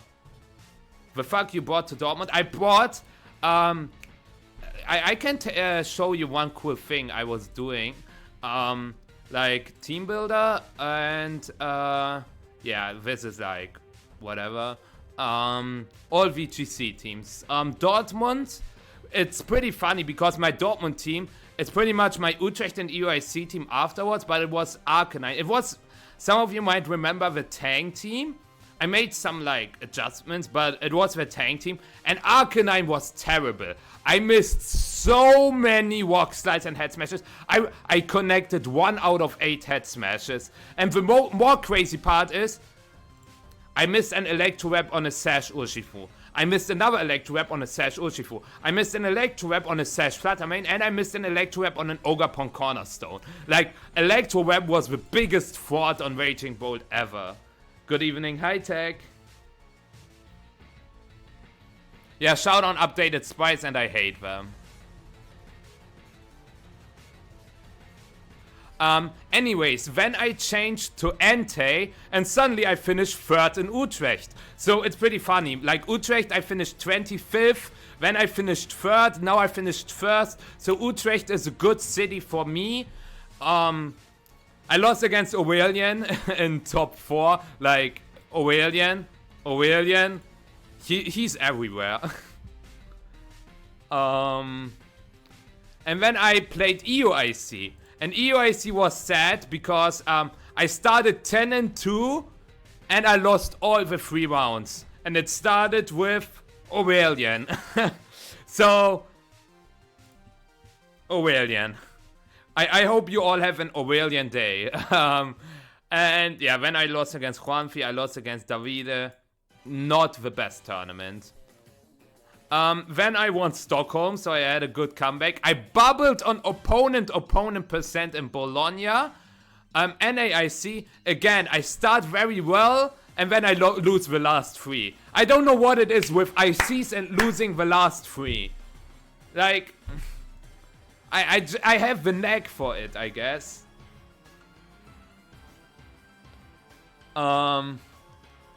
And then we had Worlds, right? I finished 3rd in Worlds. And then in this season, I start 10th in Dortmund. I then finish up 22nd in Lille, 5th in Gdansk, 18th in LAIC. Yeah, speaking of ICs, my day 1, I also lose the last 2 games. Like, in ICs, I happen to have, like, losing streaks, which is unfortunate, but I was able to win the last 2, and then this was a movie. And then we had the wheezing incident. The wheezing incident was really bad because I lost on stream. It was really unfortunate. Then I lost in an auto loss matchup again, and then Alberto outplayed me. He really outplayed me. And I was 3-3. But for those who didn't know, I do not like to drop, and that's why I played it out. Finished 5-3. Like, that's better than nothing, I guess. And then since Stuttgart, EUIC 8-4, Stockholm win. Like, this is pretty cool. Back-to-back win. I take that.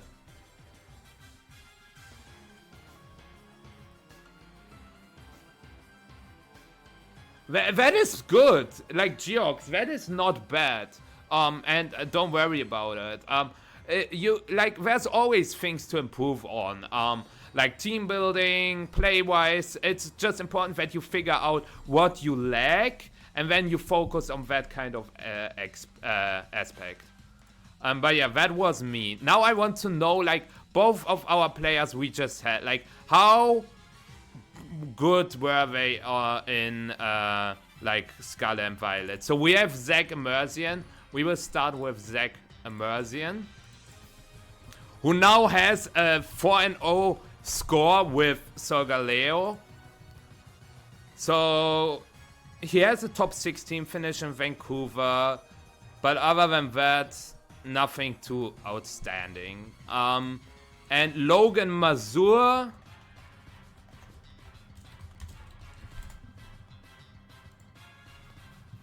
so he has a top 32 finish in Vancouver, top 64 in Charlotte, top 32 in Knoxville. And in this season, he has 5-3 Baltimore, 6-5 Louisville, 5-3 Sac, 7-4 Toronto, 1-5 Milwaukee. So not a stellar season, but also not terrible.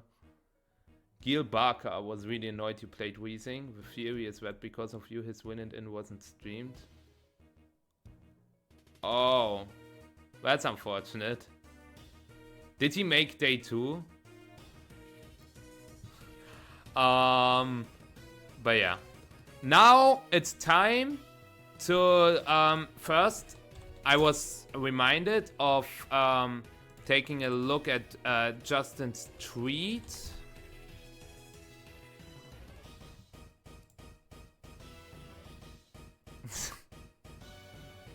These guys will pop off at Portland.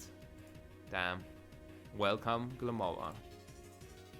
What is the Weezing incident? I brought a really bad team to Stuttgart. It's this one. Like, it was not terrible. I will show you the Garchomp set. Safety goggles, Terra ground rocks like Garchomp.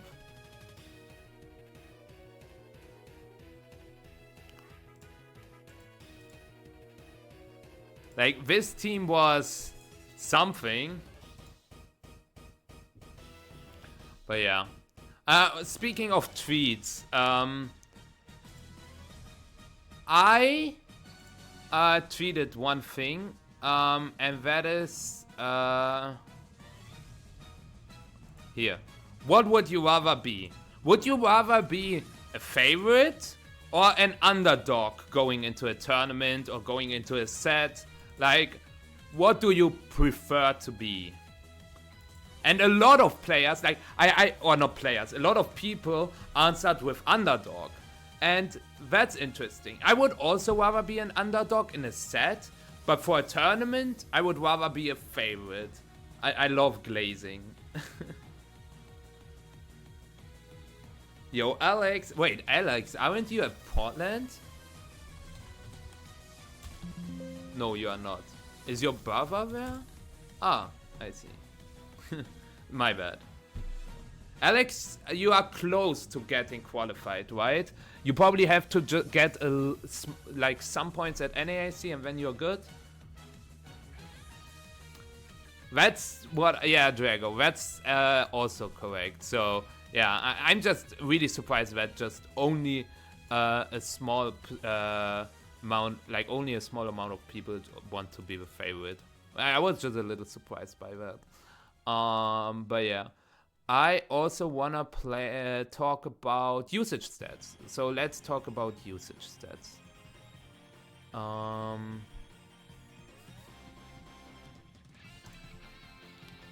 What is this? Like, hi Bossy, good evening. Why does Kelly Ice Miraidon have 20% and the next best restricted pairing, or not next best, but like most used restricted pairing has only 8%? How is that possible? Can you look up William Brown for me? He's like top 10 in... Okay, yeah, sure, wait.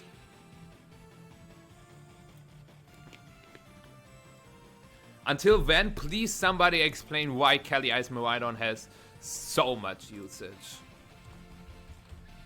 I said William Brown is going to win the tournament. No, he lost to Gary. Okay, fair enough. I don't know if he has glasses. We have never seen him. So yeah, really interesting to see that like this restricted pairing seems to be the most used one and the one you have to be most prepared for. I guess there are a lot of versions of it. Like there's Specs Miraidon with Seeds Kelly Ice. There is Scarf Miraidon with high horsepower Kelly Ice. There's probably also Assault Vest Miraidon. And these are just two very consistent Pokemon. And we all know that Bolt Beam, which is, for those who never heard of the abbreviation Bolt Beam before, it's a Thunderbolt Ice Beam. Electric Ice coverage is just insane because Electric has problems against Dragon, Grass, Ground. Ice hits all of those for super effective damage, while Ice struggles against Water, while Electric hits those for super effective damage. That's probably true, dude. I'm really curious to see how many of them will make day 2.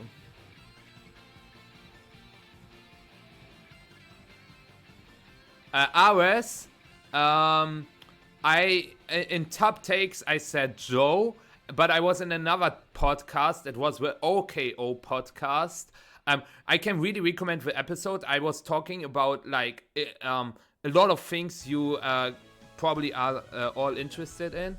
I can maybe link it, but like where I said it's going to be William Crown who takes the crown. William Brown who takes the crown. I am, yeah. It's this episode. It's a little longer, like 1 hour 50, but really recommend it. Like, they also divided everything, like a personal rivalry, Utrecht finals, like they have a lot of chapters, assessing restricted choices, and especially the first part is pretty interesting, and then the last part, like, where I managing expectations and competition, personal growth, taking care of your mental health, more VGC evolution. So yeah.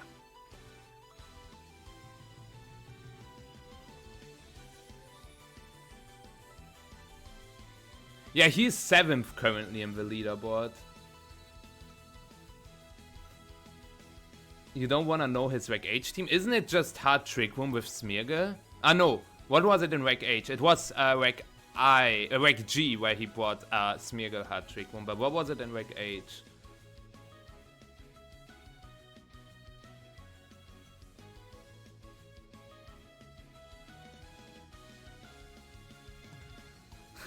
Yeah, Karis, that's nice to hear.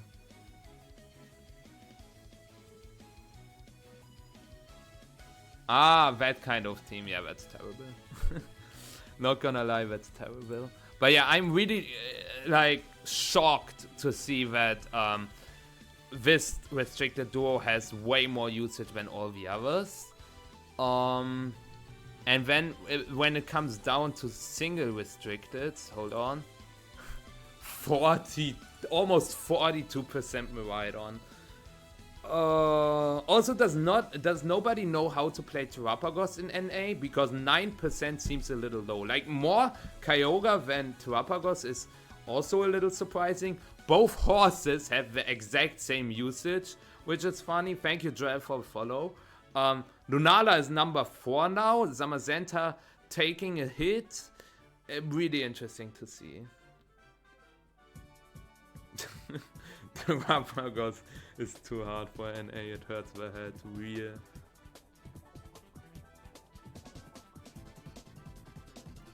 They do.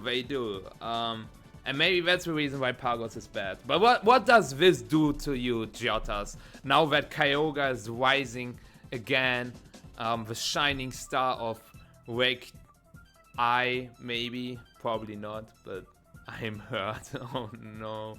That's unfortunate. I mean, there were 3 Ogre players in top 16 with Eric Legrue, Nick Holmer, and yourself.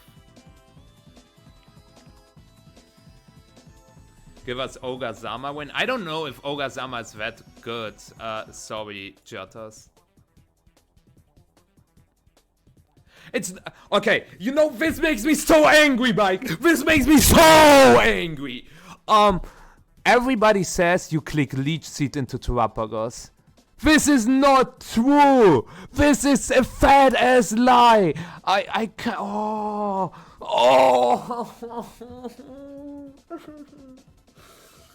If your game plan is to Leech Seed with Terrapagos, you can surrender the matchup. You literally forfeit the matchup if you click Leech Seed into Terrapagos. Oh. It's incredible. Yes! Like, you use Incineroar Urshifu, or you position your Urshifu in Trick Room. That's also possible. But it's Urshifu. It's not Leech Seed. It's Urshifu. No, it's not. Unless Walkpon starts running Power Whip now. But since we made the call that if we face Walkpon, it's going to be Ivy Cudgel knockoff, Urshifu has such a good time into that.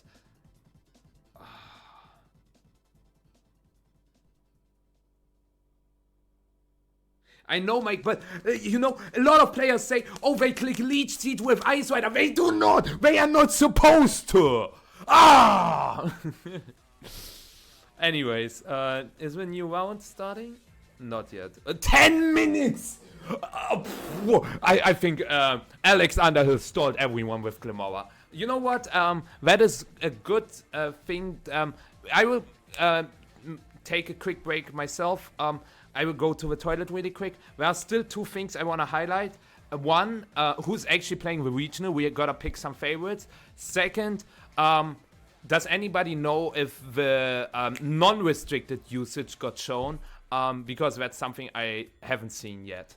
But yeah, you can't win. You literally cannot. Pokedoku. We can also do a Pokedoku today, as well as what was it called, where you guess a Pokemon 5 letters. Like, it's very popular in an NAA TV show. Like 5 letters, and then you know, is it the correct spot or is the letter in there? How is it called? You know what I mean. Squirtle, thank you. Wordle, yeah, Wordle the original, but Squirtle for Pokemon. But yeah, Hans is actually kind of bad into it. Yes, Cole! Yes! Finally somebody who understands Pokemon! Can you say I can piss in peace? I don't know, but I'll be right back.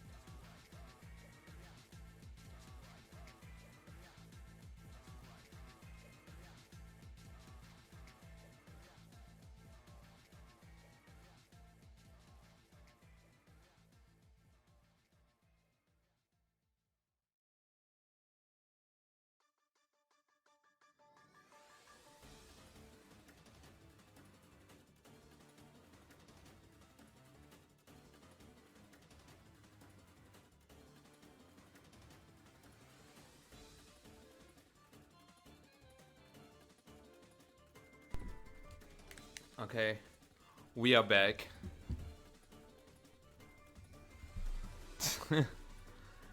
How's your Kochtopf doing? It's been alright. I've used it from time to time, so yeah. Yesterday I lost a consecutive Bleak Wind crit on my Calyrex. Damn. Nah, that's not something you have to worry about. Anyways, why do I have so many Discord messages? Oh, leak. Let me check.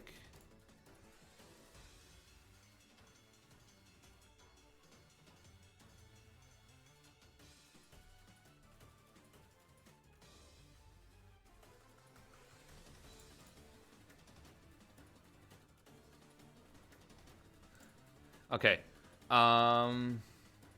Is Neuken in die... No, Neuken in die Kuchen? Never heard of that. Nah, Jotas. Do you think it's time to run Power Herb Best Legion or what? For a long time. Similar to me, like 2015 Drago. So, yeah. Anyways, so there are no like single restricted usage stats. That's too bad. Like surely not single restricted, non-restricted. Nope, there are not. Unfortunate. Doesn't begin. I know, Mouse King, that is so crazy. Euken in die Keuken? Never heard of that. Okay, I guess.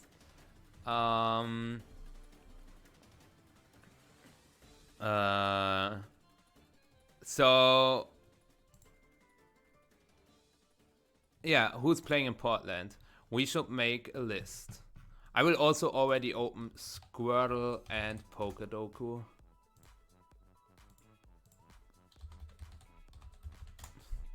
So that I don't forget. Anyways, let's take a look. So 3 rounds were played already. How good was Justin as a singles player? He only played Rampats. We played a couple of times. So we've got Zhang, we've got Dash, also 3-0. Judy is 3-0, happy for him. I guess Nick Morales, a regional champ, we should take a look. how he does. Wait, was that just round 4? That was... Wait. Why are they all 3-0? Wait. Shouldn't they be 4-0? Yo, Wise, how you doing? You remember what happened, right? I'm doing perfect now. So, what about you? Judy and Dion are playing my team. Oh, that's cool. But shouldn't this be like 4-0? Ah, here we are. So, Polar Bear is 4-0. Dr. Aaron is 4-0. Zhang is 4-0. Nick Morales is 4-0. Mont, I guess, is pretty interesting to follow. Carrie, let's go. Carrie 4-0. Nice. Dash is 4-0. I guess we gotta follow how Solgaleo does. So Zach. But that's it. Then 3-1. We've got a Japanese player. Always look out for the Japanese players. Kian and Judy, also both 3-1. Alex is 3-1. Who else do we have? Lorenzo, after getting robbed from the last regional, is now sitting at 3-1 as well. Jeremy Parson hasn't played a lot in this season, but is also 3-1. Keanu is 3-1 as well. Darts 3-1. Gavin 3-1. Cedric Bernier, I think that is Talon VGC 3-1.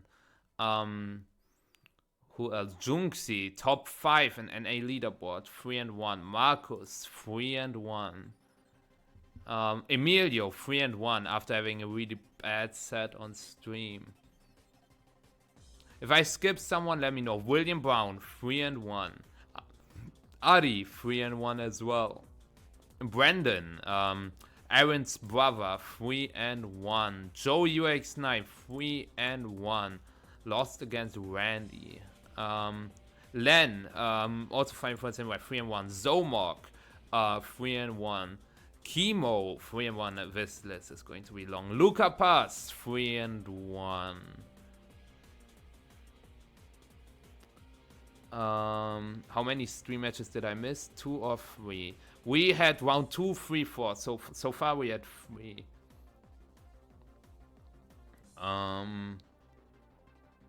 Oh, that's good to hear, Drago. So he's fighting for his auto invite since he probably didn't get one before, right?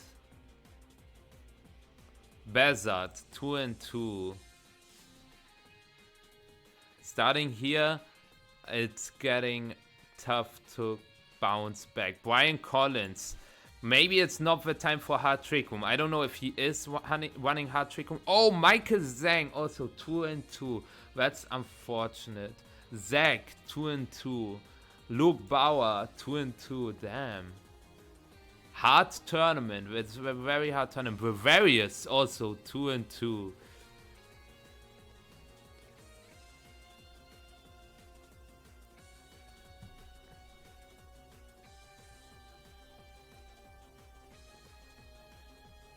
NJ 2-2. Damn. Wiley is 2-2 as well. Someone here dropped with 2-2. That's interesting. Andrew Figueras also 2-2. Man.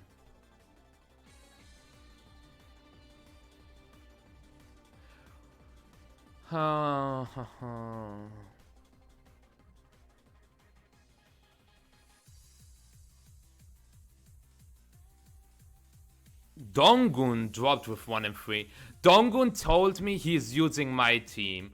I guess my team is really, just as I said, terrible.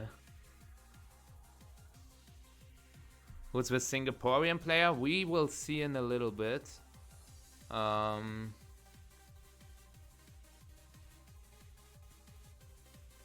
I just want to see if someone did not perform as expected, but I don't think so.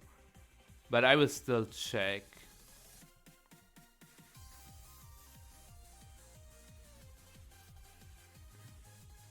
But I do not... Matthew So... Okay, he's 0-1 drop. Okay, never mind.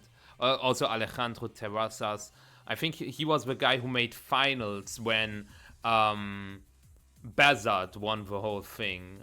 He played Hard Trick Room back then. But they just didn't show up. Okay. So I can do favorites and boom. Nice. So let's see. What could be a stream match? Polar Bear against Montana Mod. They could put them on stream. Carry against Dash. They could also put Venom stream. Yeah, they just had Zach. So yeah, and the guy from Singapore is Sean Tang.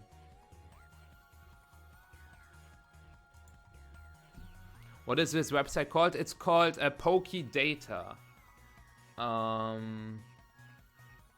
So this is a really good website to track everything down.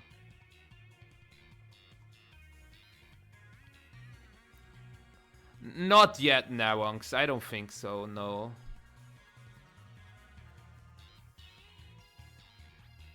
Not today, Mike, no. But yeah, he was on stream against Chopper, that is correct.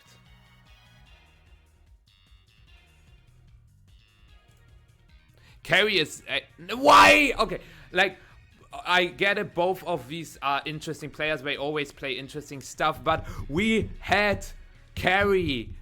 Oh, why do you not put Carry on stream? I love Carry. Like, Carry came to me at EUAC and said, I'm your biggest fan, and I said, no you.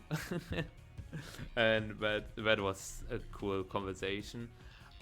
Anyways, let's do the Squirtle quickly. Okay, who's that Pokemon? It's easy. It's always, since I wished all of you a Miraidon day, we will go with Miraidon. Boom. Oh, wow. So, it's an electric type.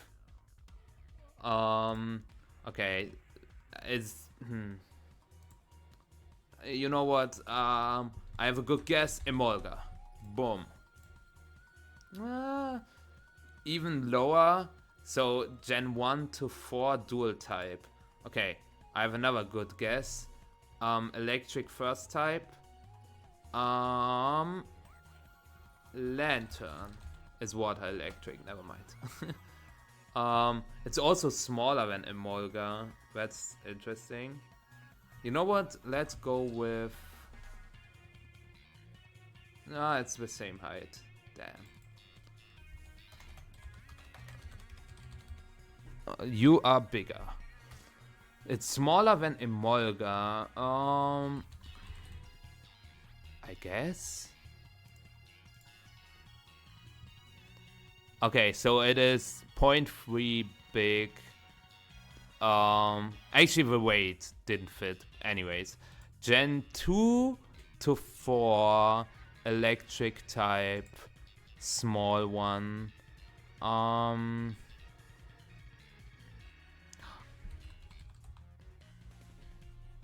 Nope.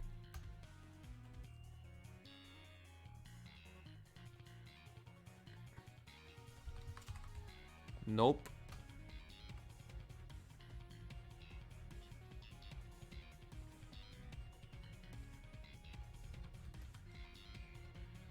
What's the first stage called? Nope. Ugh. That's rough. Nope.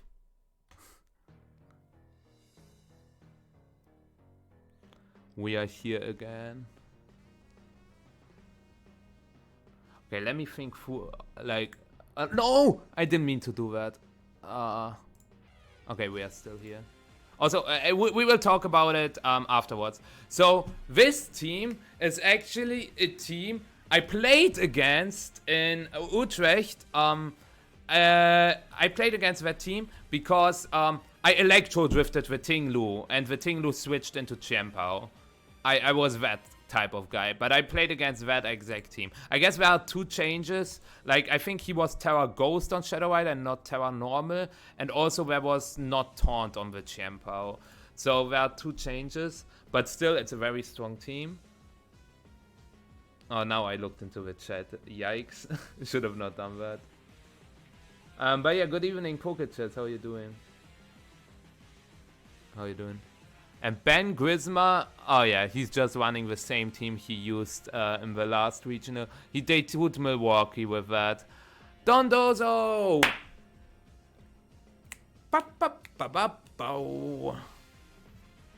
And hi Tiaova, how you doing? We all love our Dondozo. Terra Water, White Guard, Zama is pretty good here, but like hitting Dondozo can be a challenge. But yeah, I will finish this now because I think you all are right. Yeah.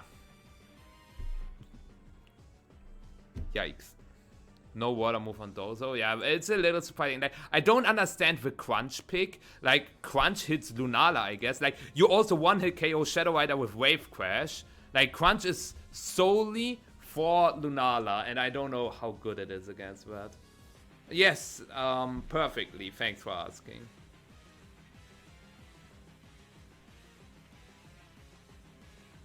I got it right. What did you get right? The Pichu guess. True, Terra Fairy Lunala waltz with Dozo again. Anyways, we see a Raging Bolt Zamalit against Shadow Rider Weezing. I expected a lot, but not Shadow Rider Weezing. Is this just Astral Barrage T-Spikes? But when Protect... Wait, is that a max HP Zamazenta? Hold on.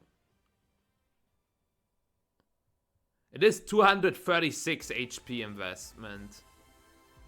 That is crazy bulky. Like, this might be the slowest Zama of all time.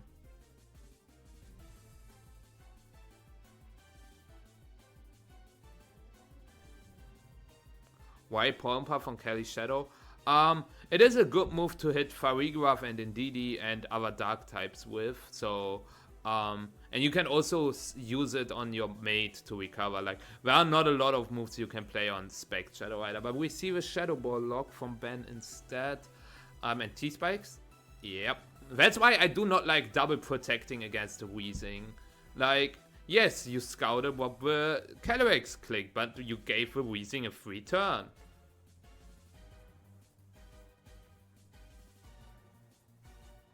Real, Rema, real.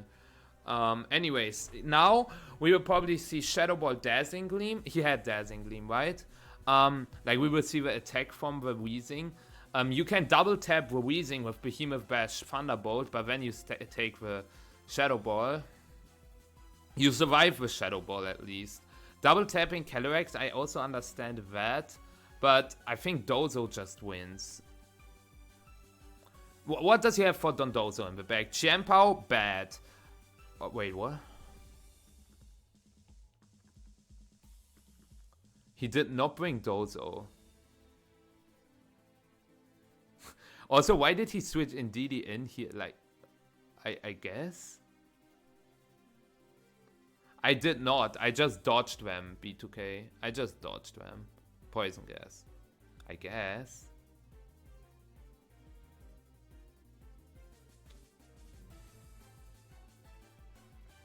Yeah, I'm very confused by that as well.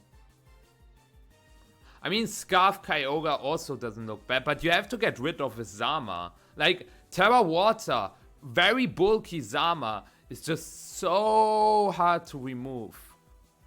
Yeah, you just click B-Bash Thunderbolt, I think. What did Aaron bring in the bag? It's probably Pau and not Tinglu. Maybe Amoonguss.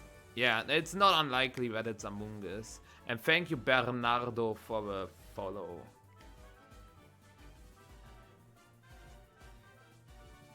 Ares. Yeah, I don't know. Yo, Pizna! Thank you, appreciate it. Thank you so much. We see a Weezing switch. Wait, what?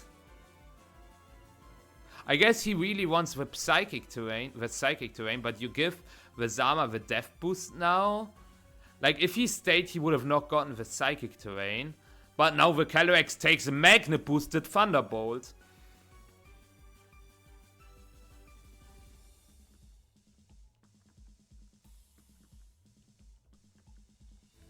Yeah, the last one was Wolf. The only ones are Wolf and Ray, right? I think, yeah, it's only Wolf and Ray. Nah, it's fine now, but yeah, I'm really confused. Now you take too much damage on the Shadow Rider, like, yeah, this is Behemoth Bash range now. I like, this whole switching around, I like, what did Ben expect? Like, Aaron just, Behemoth Bash Thunderbolt, Behemoth Bash Thunderbolt, Behemoth Bash Thunderbolt. And Ben like, okay, I do this and that and this and that and this and that.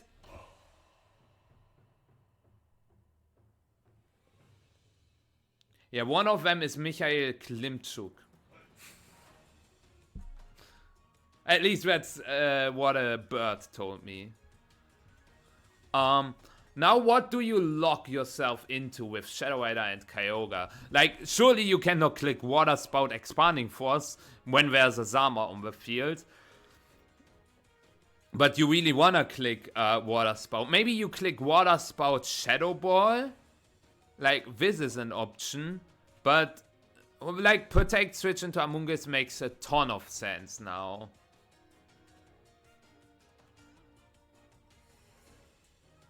Yeah, like, if he clicks Water Spout Shadow Ball into Amoonguss, he has a decent chance of winning. Because then next turn you have a pin. He clicked Hydro Pump.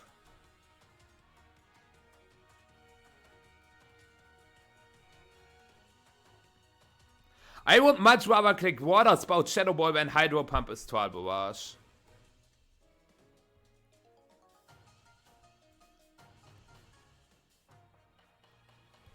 Well, now this is Terra Water White Guard Spore. Yeah, Terra Water White Guard Spore. Like, even if Ben knocks out Amoonguss here, the Shadow Rider doesn't do anything, and then you get Bolt in again, and you can click White Guard Thunderbolt. And then you click Protect with Bolt, and then Psychic Terrain ends, and then you can Thunderclap the Calyrex as well. It's always game. If Aaron doesn't troll. Like, if Aaron doesn't troll, please click White Guard and Terra. Please, no. If he Hydro Pumps the Zama now, Aaron actually loses to Astral Barrage spam, since he cannot Sucker Punch with Pow since Psychic Terrain is up. This is the fucking...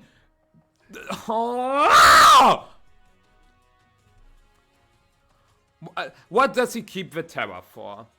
Can somebody explain why he is keeping the Terra?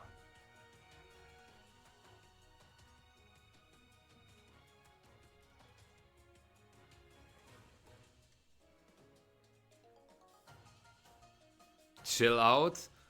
Strizzy, you don't know me enough. But like, Aaron still wins. He just goes to Bolt now. It's so easy. You can also go Calyrex, yeah, but I would have went Bolt, because then you can always KO the Kyogre. So like, White Guard T-Bolt was risk free, and next turn you click White Guard T-Bolt into Shadow Rider. But like, if the Kyogre switches out. Now 2 turns of Psychic Terrain, you click White Guard Astral Barrage. You click Terra Water White Guard Astral Barrage. But the problem is, yeah, like, why did you not go into Bolt?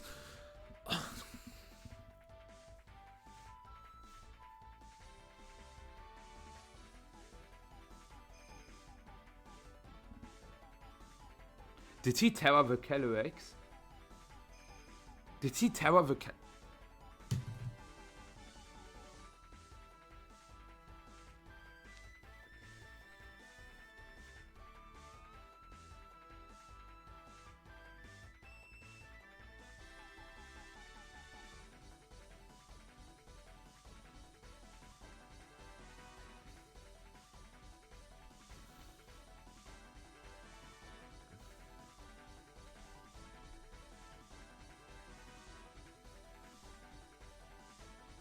Oh, he's Terra Normal. Wait, he clicked Terra Normal? Wait, what?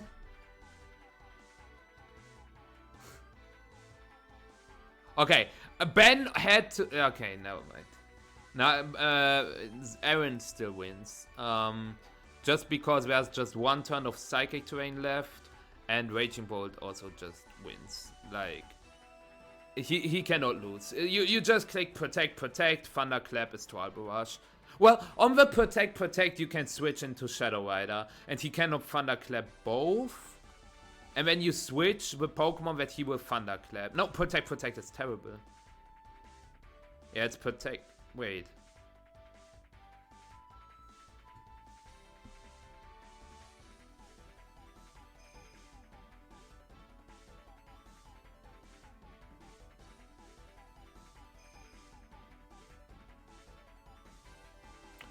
If Shadow Rider always dies to Thunderclap, Aaron has won.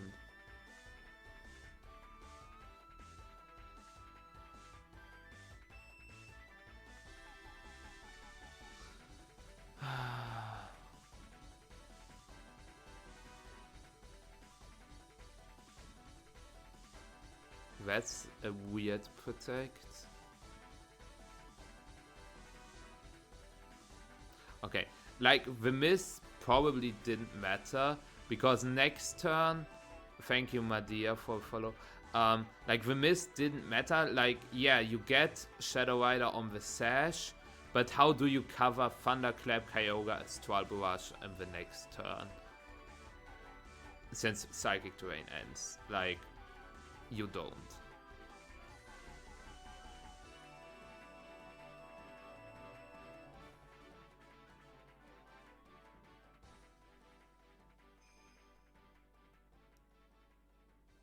Like, I was thinking that if Shadow Rider survives with Thunderclap, like if Ben's Shadow Rider survives Thunderclap, you let Weezing die here, go for Hydro Pump, get the Sash, and then next turn, you can go for the Psychic move into Shadow Rider, which is Expanding Force. Yes, it's a single target move, but let's say Aaron goes for Thunderclap into Kyogre.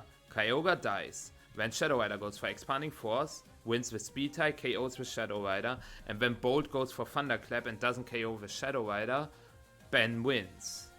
Like, that was Ben's game plan.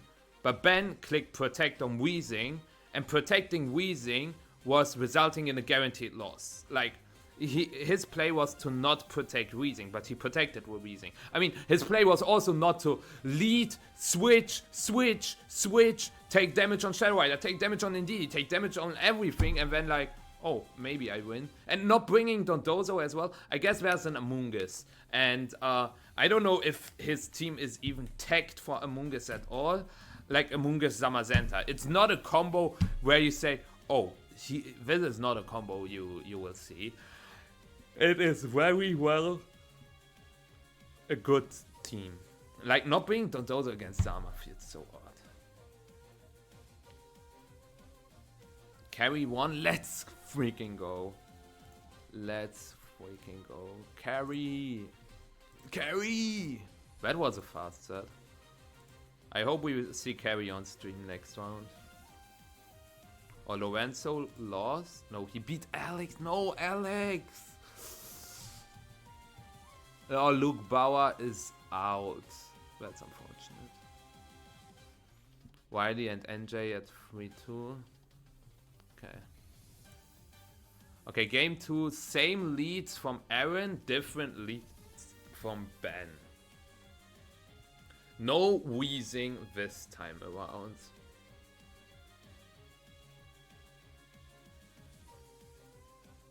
No, Kyogre.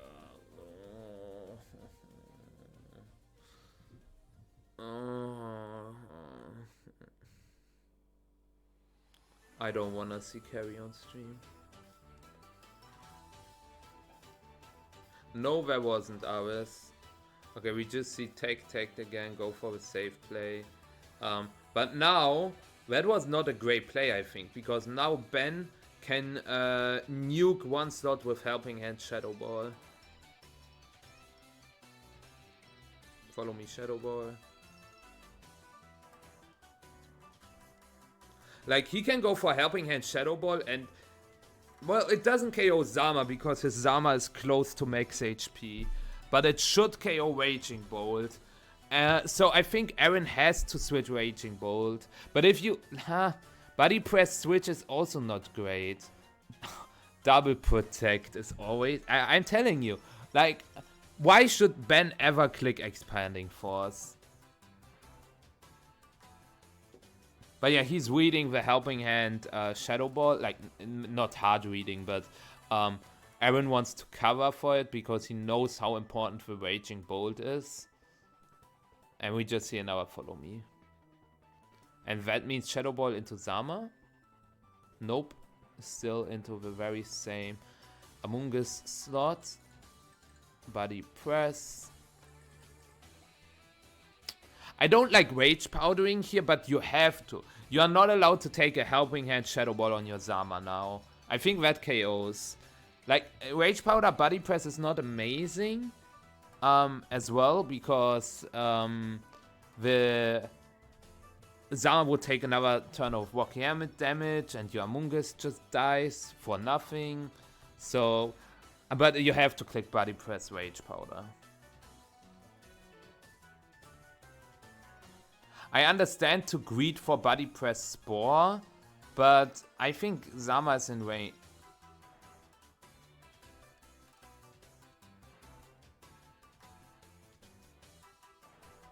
Okay. I don't understand why he didn't try to go for Helping Hand Shadow Ball. Like, maybe it's fine for Ben, maybe it's fine for Aaron to trade Zama for a Spore into Shadow Rider, but I would not say so, because Terra Water, Water Spout, like you can still burn a Sleep turn the next turn if you just go for Follow Me. The Among Us cannot hit the Shadow Rider, and if Shadow Rider joins the field, you just break the Sash with Indeedee and go Terra Normal with your Shadow Rider and burn a Sleep turn. So we see Dondozo. So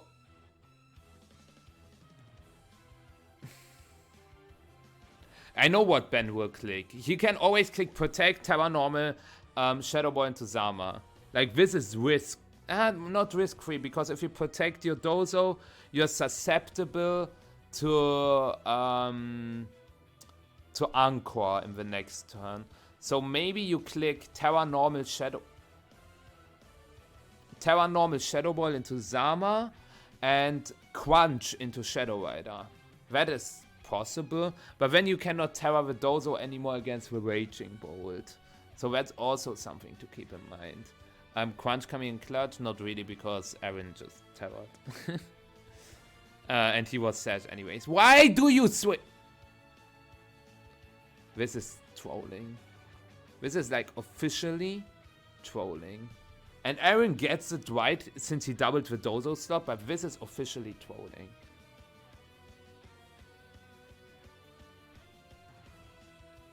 By just leading Miraidon and KOing the Koraidon. It's like free. Dozo player mindset, I guess. So let's see how much this Psychic does in... did he at least Astral Barrage, or did he War Psychic in the Psychic terrain? He Psychic. That does a lot. No drop. Body Press, okay. And Order Up. Crit.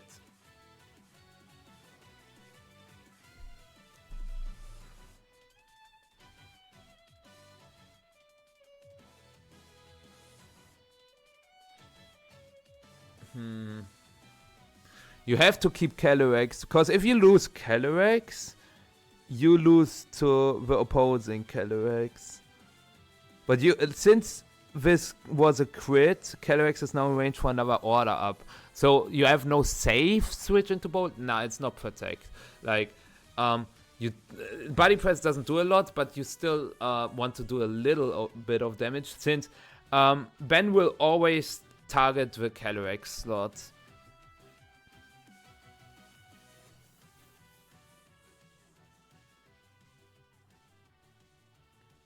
Like, if Ben greets for the knockout now, he could lose the game to Thunderclap Astral Barrage or Thunderclap Psychic.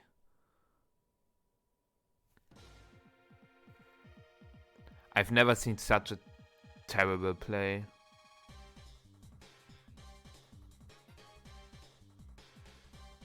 I guess it worked, but imagine Aaron just clicks Psychic. Ben always loses the game. I guess it would come down on to a 50 if Aaron decides to click Psychic or Astral Barrage against the Shadow Rider, which is Terra Normal. No. Clear Smog is terrible. Like, honestly, don't try it. Now I'm curious, does Ben go for the Terra here? Or does he, like, I understand the double protect attempt because Ben probably attacks with CSR slot. So I can see this.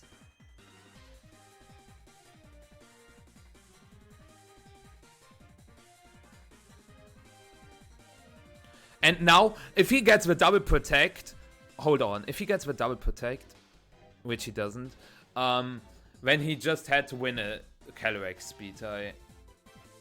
He clicked Draco, right? I didn't see.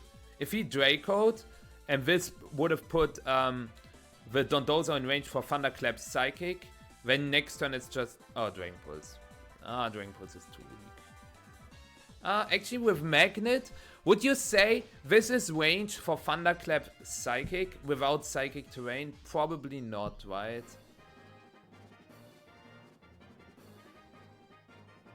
But yeah, I do not like how Ben plays this. I do not like Ben's game plans at all. And I do not like how Aaron plays this. Like... Barely not. I also don't think so. But man, this is a bad set. Let's do something else. Nah, it's fine. But yeah, fun fact. Do you see this? I can pull up my Stockholm Regional win. Did you know that I won with 17 different Pokemon? Like, I have 3 regional wins. But the only Pokemon, like, this is Single Strike. And this is Rapid Strike. So, and both were choice banned, funnily enough. But the only Pokemon that won me 2 tournaments was Kelly Ice. The other ones are all like one-time winners, which is pretty funny. So I used, if you say Calyrex Ice counts as 2 Pokemon, since it's Calyrex and Glastrier, I have won with 18 different Pokemon.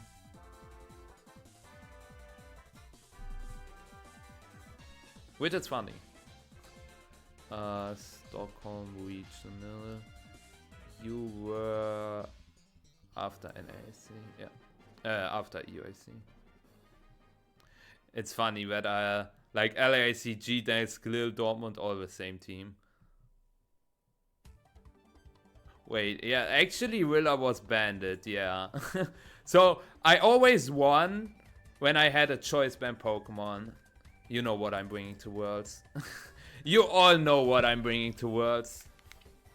Like, also both Worlds, like, the first Worlds I played Choice Band Dragapult. And second Worlds I brought Choice Band Entei. What the hell? What is Michael without Choice Band? A sore loser. That's what he is.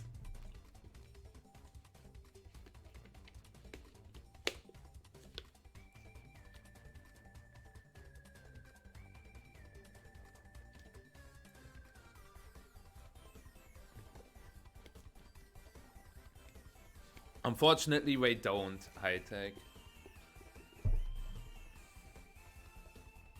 Yeah, that's what I meant, Jade. Like, every time I performed well, I used a choice band Pokemon. Which is kinda crazy.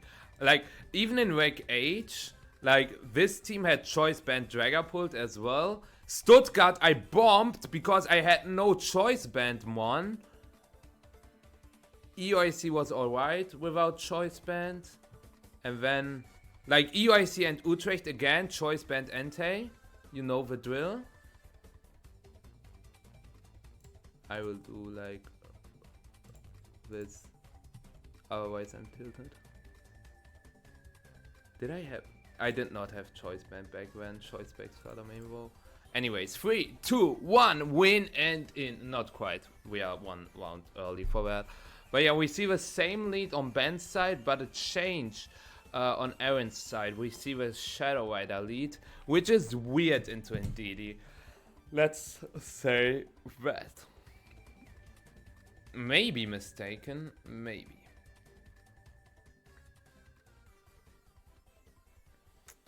Do we just see tech again? Oh, I'm getting tired of this. Oh, wow. Wake up, babe. It's another turn of protect. Go back to sleep, babe. I like this wake up, babe meme is too funny.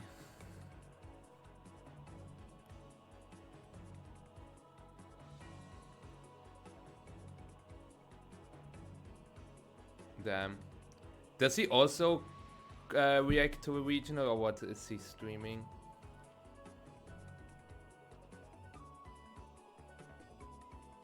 Ironmon. Ah. Kaizo, Ironmon. You hate to see it. Oh, protect. What an amazing... Wait, did Ben just say, yo, you can Astral Barrage me? I do not care in the slightest. Palm Puff? Yeah, that's the funny thing. He doesn't have a great move to hit Calyrex. If he clicks Astral Barrage, White Guard, Expanding Force, White Guard, Shadow Ball, Terra Normal.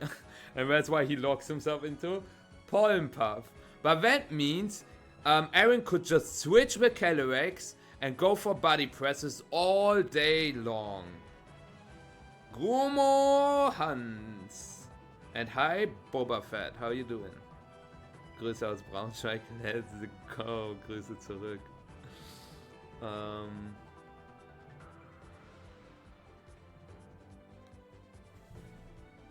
Well, upper hand has +3 prio, so it's not terrible. Braunschweig. But yeah, now we see a Terra. Wowsies. That means Dondozo cannot Terra anymore. So Aaron's game plan is way better than in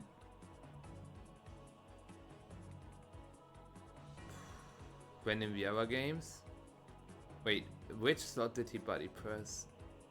Yeah, like you might say, oh, what a crazy read, but it was not. He clicked Astral Barrage body press, guys. Calm down.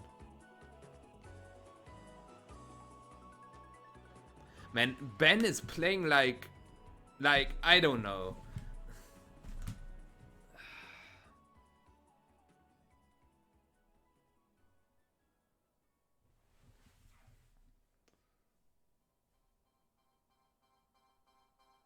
I wish I could say something, but I really can't.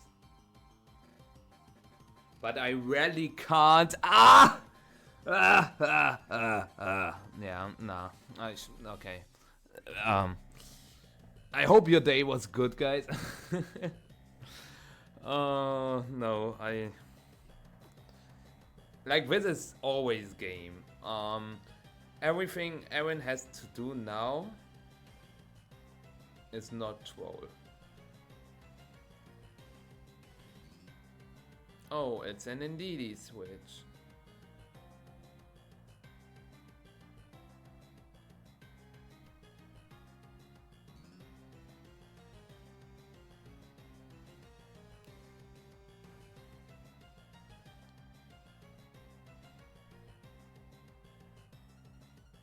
I don't know what is happening in the chat right now, but yeah, protect, body press. What an amazing turn of events. Why are these matches so bad? They always are. And you know what's sad? I cannot react to Stockholm next week since I'm with my parents. And I also, like, my cousin is playing a do or die game. Like, he is in the 5th league of soccer and of football, my bad. 5th league of football, and if they win, they advance to the next league, and if they tie or lose, they are out of contention. But yeah, now we wait. Why did he switch? Ah, he switched into Among Us. Okay, I thought he switched into Bold, but no. This is Encore. Okay, he could have also just psychicked. So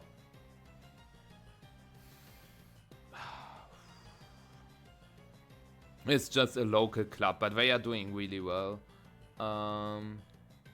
Thank you, Hans. That's glad. I'm glad to hear that. Nevet is winning Bologna. Is Nevet going? I mean, he has his invite, but maybe he planned on going nonetheless. But yeah, this is Thunderbolt Spore into Thunderbolt Spore into Thunderbolt Sludge Bomb into Thunderclap Tatsugiri. Thunderbolt Spore. Man, I can see the future. Wow. I really liked how Aaron was playing this game 3, but clearly Ben did not know how to play, because Palm Puff, Psychic, like, wow.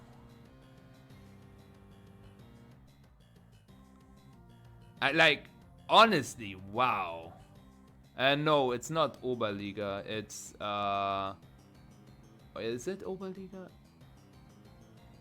I think it's Verbandsliga. Maybe it's the 6th league then. It could be 6th. Imagine he got a T-Bolt Para now. That would have been unfortunate. Not that it mattered, because Dondozo is still locked into order up. So next turn you KO Dondozo with Thunderbolt. You get the Spore off on the Tuts. Tuts the Cuts. And yeah. T-Bolt Spore. Oh wow, what an amazing play.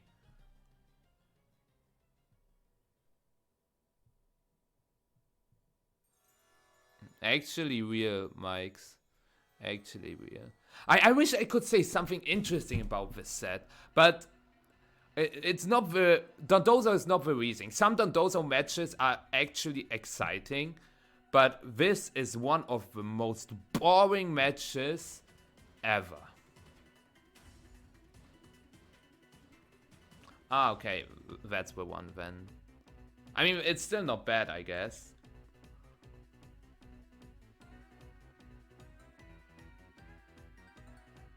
Actually, I would be down, Korn. I would be down. Now it's T-Bolt and Spore. Okay, never mind. We just switch into Zama. That is a little weird, because I would have just Spored the Indeedee. Maybe he's scared of his Psychic crit. I guess with Magnet and Terra Electric, you put the Indeedee in range for Behemoth Bash, right? Surely you do. Where's the Psychic? If this is Behemoth Bash range now, the play was the best. I think it is. Yeah, this is range, and now... like, not that it matters, but yeah. Now you just Behemoth Bash and DD. Or you can also double tap the Tuts, but what if the Tuts wakes up and clicks Protect, and then DD clicks Psychic, and maybe gets a crit. I think the safest way to end this is just T-Bolt the Tuts, and Behemoth Bash with DD.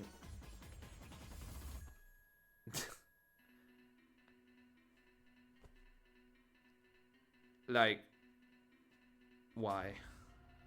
Yes, Muddy Water drops, but come on, bro.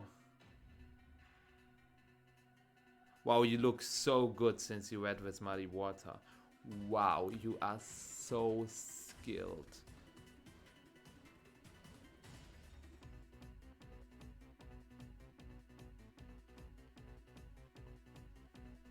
Funny BM? I don't know if that is funny.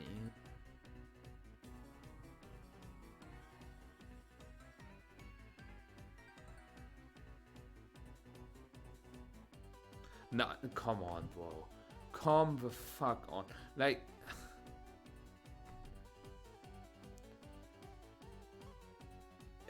guys, that is just... do not do that, okay?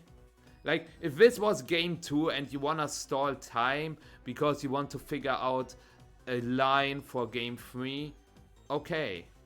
But I guess it was game 2, but still. No, it was game 3 actually. It was game 3. What am I talking about? Like, why did he do that?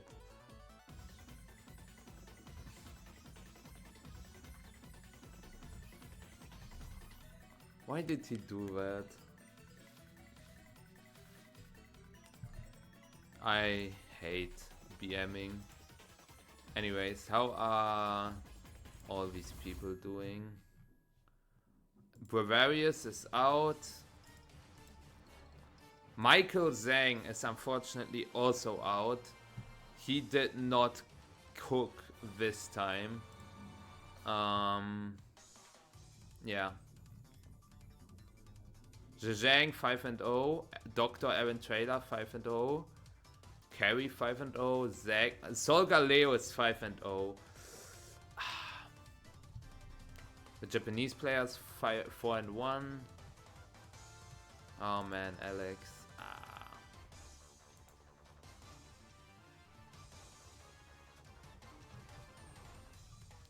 I'm not happy. No. Okay, let's do this. Mega Evolved Dark type. Houndoom, Tyranitar, Absol. I think Absol is a good guess. Boom. It was like there's maybe Sharpedo would have been better. There's Sharpedo, Tyranitar, Houndoom, Absol. Yeah. Johto Dark type. There's Murkrow. There's Houndoom again. I think Murkrow is not a bad guess, honestly. Gyarados, true. Okay, Dark Ground. There's the Crocodile line, obviously. There's Colossoil. Do you guys know Colossoil? Hold on, I will show you Colossoil. That's Colossoil. What do you think about the stats? Like, Rebound is a pretty good ability. Like, Stash Data Rebound. On Switch and blocks certain status moves and bounces them back to a user. That's not bad.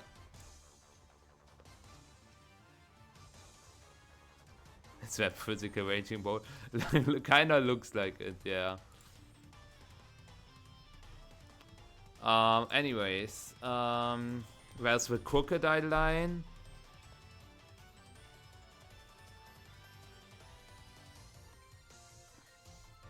Ground Dark.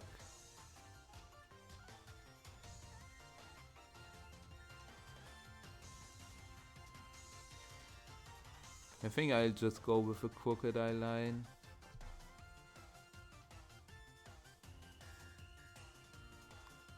I feel like there could be something in Gen 9 that popped up, but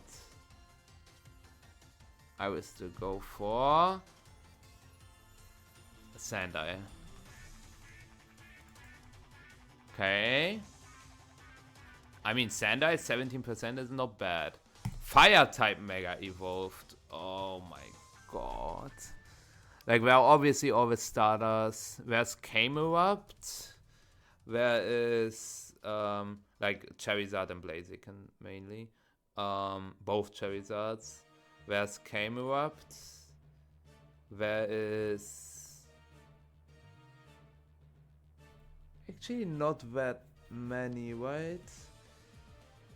I would just go with Camerupt, come on. Actually, I could pick Camerupt here.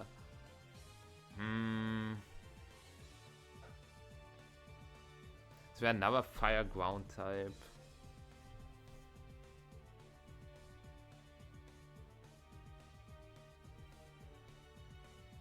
That's a good question.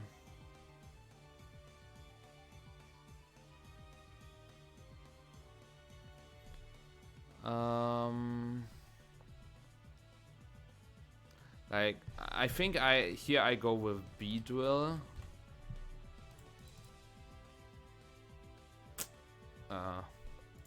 Poison Johto. I think people forget that Crobat is actually in from Johto. Poison ground.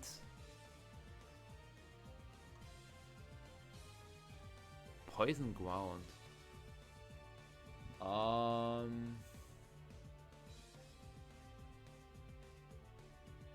I can again only think of a fake mon. Poison ground.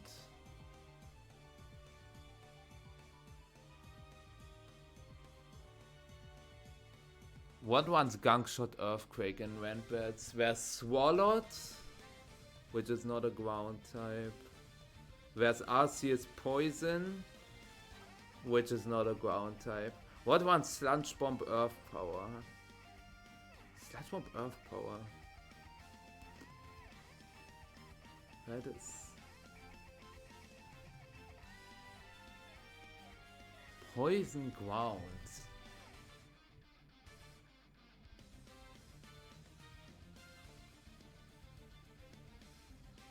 I feel like Sludge Bomb Earth Power should be on something. Maybe Poison Jab Earthquake? Ah, yeah. Okay. Fire Jodo. Ho-Oh Entei. A lot of people do not know Slugma. Okay. Fireground. Camerupt. Nummel. Earthquake Flare Blitz. Again, these are Arceus forms, but they do not count.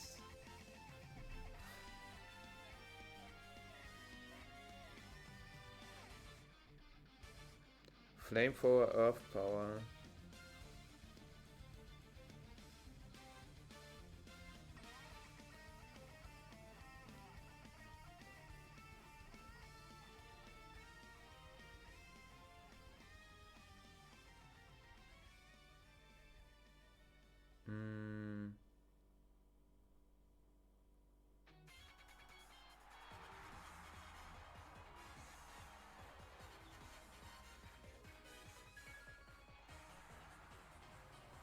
I cannot think of anything.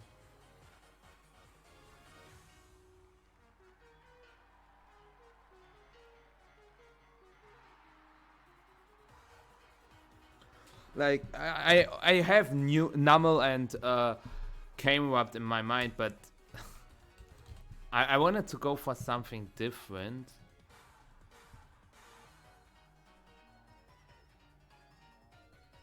I guess it is what it is. Oh. And then Mega Evolved Fire. Charizard, Camerupt.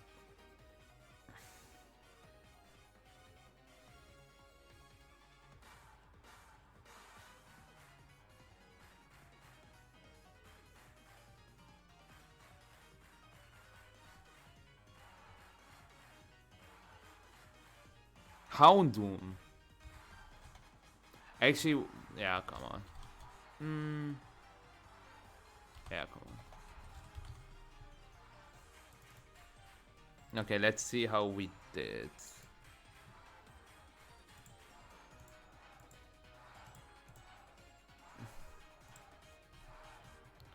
So, Clodsire. Oh, there were Venidos. I could have picked Wooper as well. Ah, unfortunate. I picked Crobat here. You wanna tell... Okay, Quillfish is a good guess, but you wanna tell me Spinarak would have been the best guess? That is so fake.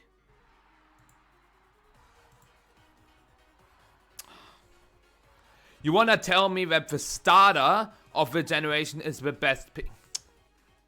I get Gengar, but come on. I'm getting scammed out of this.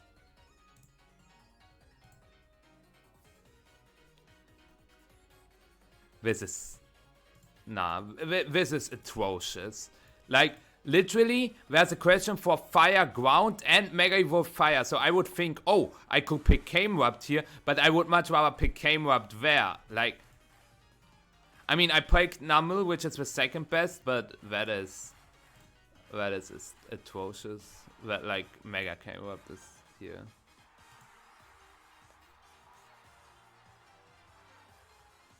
Yeah, I think that's about right, Happiest Clown. And good evening, Dead Bidoof. How are you doing? At least Slugma, you really wanna tell me that most of the people guessed Slugma? At this point, I feel literally scammed. Like, this cannot be right. I'm like, oh, everybody thinks Slugma is from Gen 3. Nope.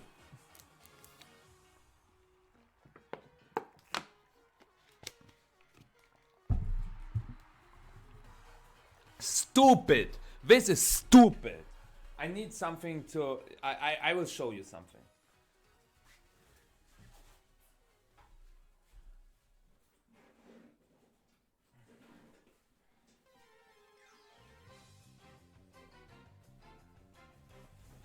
Whenever I get mad, I should have taken one of my pills before.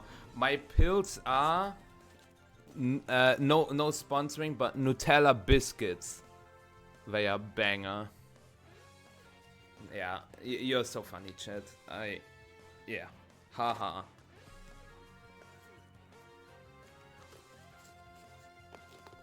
You probably seen those before. They look like this.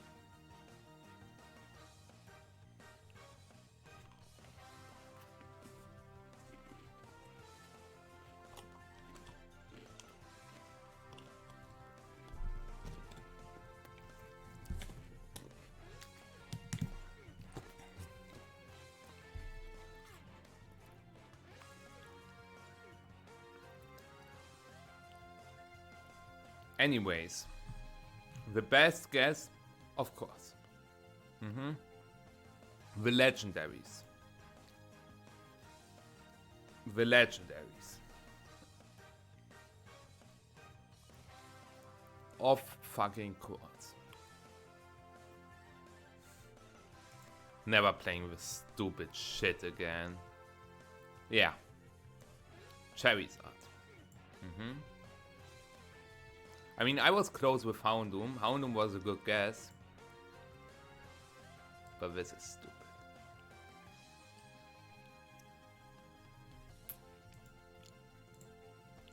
Oh, Ting Lu. But I'm just better than that. I won the coin flip.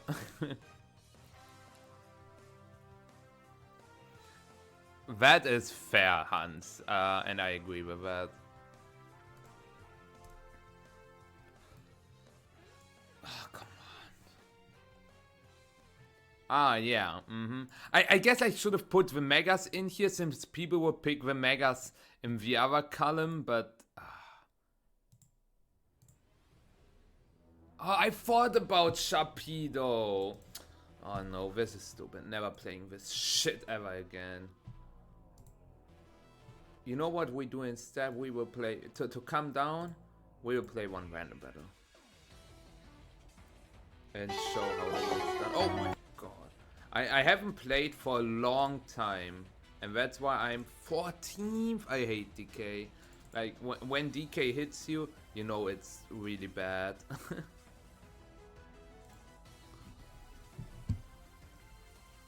Don't clean up the kitchen, have it develop an ecosystem, wait a few million years. True. 100% I agree. What's your point with DK? Oh, it's so over. Okay, that's a Fortress switch or Oin Cologne switch. I guess he could have Fire Fang. Wait, I'm Scarf.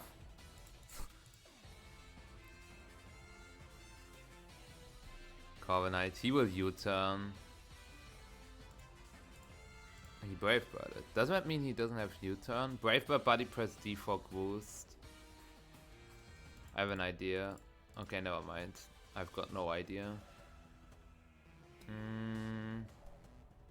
He might click Trailblaze.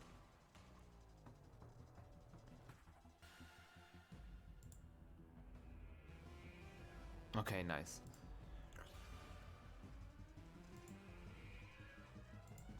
Does he stay? I could be Specs Hydro Pump. But if he clicks Facade, it's really annoying.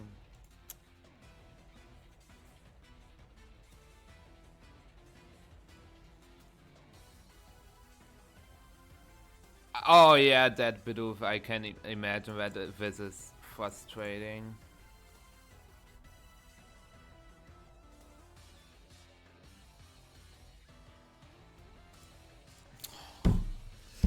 I hate bad players. I hate them so much. I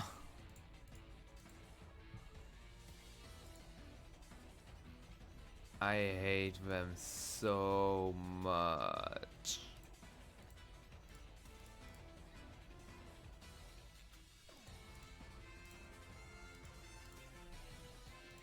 Like, I could have just been Specs Hydro Pump. Okay, we got round 6. Okay, we don't have the pairings yet, but a lot of players. Thank you, Chierico, for the follow. A lot of players with a really good record. Do I go for double Sacred Swords? Nah. I'm fine if he goes Corviknight. Okay. Good thing I didn't click double Sacred Sword.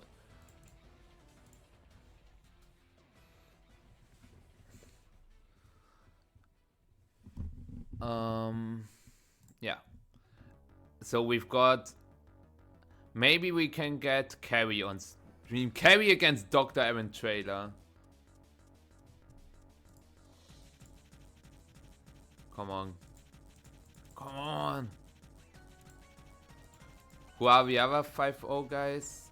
A lot of them. Ethan Matos, Jesse Romolo, Benjamin Harlan, Michael Aaron, Jonathan Chemburka, David Hutner, Olivia Moletsky, Justin One. Justin One is a good name. Not gonna lie. We are spinning today.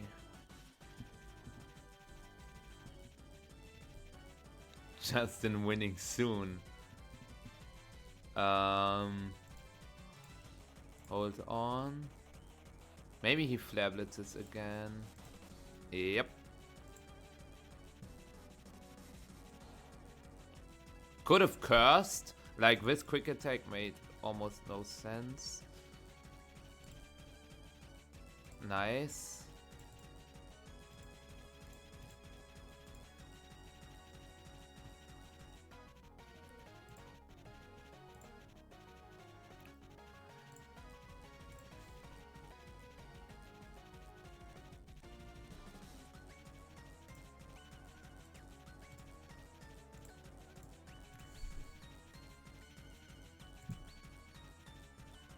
Trailer vs Morales. Yo, hi Lasse, was geht? Dude, how do you guys know? Or is this what you are hoping for? Not that well, unfortunately. Oh, he survived. Oh, he survived. Damn. Should have clicked Terra Water Liquidation now that I think about it. I should still win. Depends a little bit on what their last Pokemon is.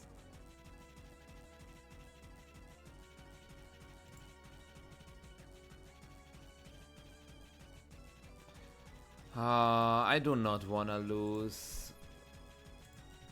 I like, if I couldn't calc, I would click Terra Psychic Expanding Force. Like, I'm so confident that it KOs, but you know. Yeah.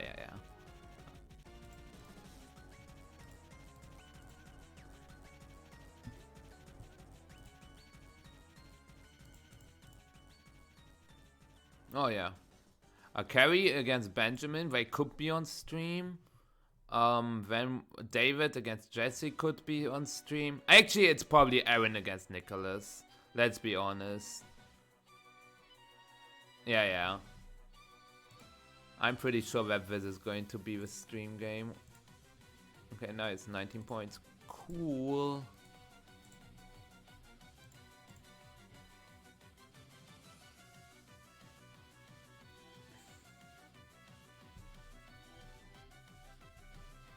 Just got back from watching Portland Regionals. Going back in an hour. Wait a second.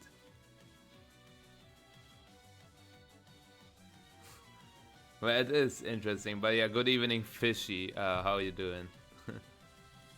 I was thinking, wait, isn't Portland right now? You were like, what? You confused me with just one sentence. Yeah, I was also thinking about NT at Utrecht. Nice try. Okay, I don't know who you are mistaken, but that's a little toxic. Please. Don't be that toxic. Like, maybe you want to cheer him up, but I don't think this is what Lasse was hoping for. Like, Lasse, it was just not his tournament, and you saying nice try sounds like, oh, yeah, nice try, I guess. Oh, that's cool, Fishy. I hope you had a good day. How was it? No, it's fine, okay. Like, imagine, like, if I had a bad regional and someone would say, nice try. It depends, like, on how, what the tone is. If it is, like, nice try or nice try. Like, you know, like, nice try could be everything.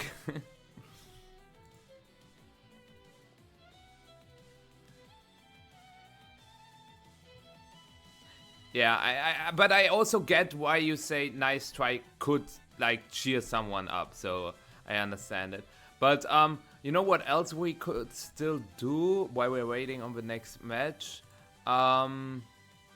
We could hold on, I gotta find it. So what do you think? Where will the cutoff be? Maybe some experts. Korn, you are probably an expert. So currently, the 75th ranked player has 846 championship points. Will the bar rise to 900? We still got Bologna and NAIC. But a lot of players here already have 5 finishes. As you can, like, this column is the most important one. A lot of players already have 5 finishes.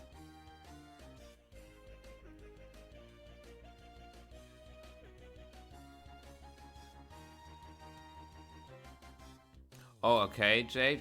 I mean, that's what I mean. Like, nice try, depending on the connotation, can mean very different things.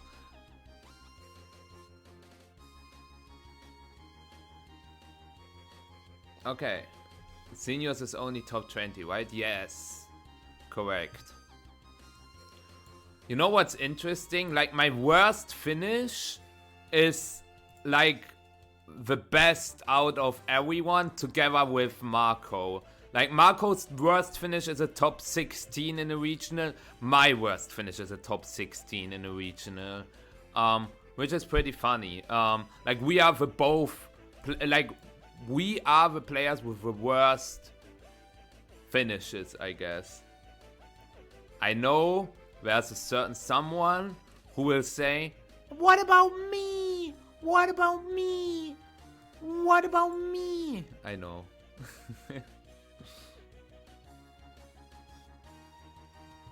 Hey, Lasse, that's something.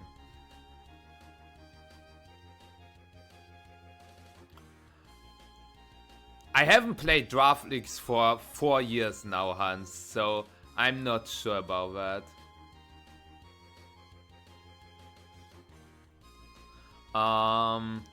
Also, like, look at Cherry Belly. Currently, he will still play Bologna and NAIC, so he still has 2 finishes he can bring into account. So it's also interesting for a TA race. Like 16th ranked player currently is Ibrahim Maruf with 1,295. Is this going to rise? Like, what is the top 16 cutoff? Like, top 16, you need to understand top 16 gets $3,500. So you really want to end in top 16. But you don't know where the bar is going to be. Will it be 1,400? Will it be 13 something? We do not know. And same thing with like the invite in general. Currently it's at 846. Will it be 900? Will it be 920? Will it just be 880? We do not know. And that's what makes this whole qualifying system so volatile. I'm going to NAIC to see if I can get the TA. So let's take a look. So you are 11th. How many players get the TA in Latin America? Also 16? Or is it 8? 8, okay. I mean, it's currently at 1,400. It's pretty interesting that there are 3 players at 1,400. Then there's also Agati.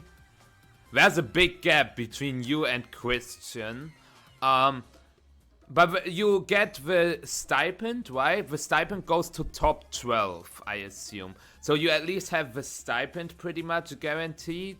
And then TA, you gotta perform at NAIC, so... yeah. Like, I think NA is also top 8 and top 12. There's William Brown, we've never seen them on stream. A lot of other top tier players. Marcus Dion still fighting for his life. This is Shilyang. TSL Tang is Shilyang Tang. And some other top tier players. Yuki could have played today's event, instead decided to cast. I would also much rather cast than play. We've got Lorenzo over here. Christopher Hahn also playing with Regional. So, yeah.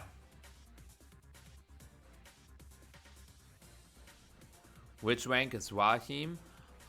He is, hold on, 48th. And Alexander is 50th. Nah, this would not age very well, Mike. This certainly wouldn't age well. But yeah, I'm really curious to see, like, where the bar is. I think in the end it's 905. My guess for now is 905, but we will see. And like, there are a lot of Germans actually qualified now. Like, I think, yeah, there are 11 Germans qualified. Florian Hoffmann still playing Bologna, Yannick Koch playing Bologna, Armin Lehner playing Bologna, Luca playing Bologna. But yeah. And also, interestingly enough, it will change after after Bologna. But there are currently more Spanish players qualified than Italian players. Like, there are only, I would say, 13. I guess Davide is the auto invite, so we can count him as well. There are currently 14 Italian players qualified only. But it will go up to like 25 after Bologna. So Italy is the strongest nation. I'm really curious to see, like, Germany will have like 11 to 14. If UK will outperform Germany, because UK currently has also 11, and like 6 of them are really close. And I don't want to lose to UK. Yeah, I think in Netherlands we've got you and Mark, right? It's only you and Mark. Do you know if Wobby is playing anything like NAIC or Bologna? But Netherlands... Oh, and yeah, Billy, of course. But you, Billy, and Mark, yeah. And Wobby, is Wobby playing anything? Are you happy with this system of qualification? I will make a whole statement on that, like... I think... Oh yeah, it is what I expected. Dr. Aaron trailer against Nicholas Morales. And why is that? Did Aaron actually make hard trick room work? I don't know what I think about that, but this is a hard trick room team.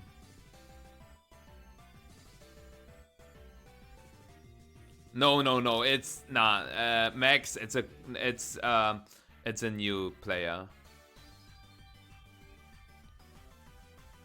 Yeah, I'm like, wait, did I see this right? This is not Aaron. This is very similar to my Stockholm team, funnily enough. Like, it's the same Torkoal, it's the same Urshifu, it's the same Ice Rider, it's the same Smeargle, it's almost the same Indeedee. I brought Helmet Psychic instead of Goggles Alluring Voice, and then it's just Lunala instead of Raging Bolt.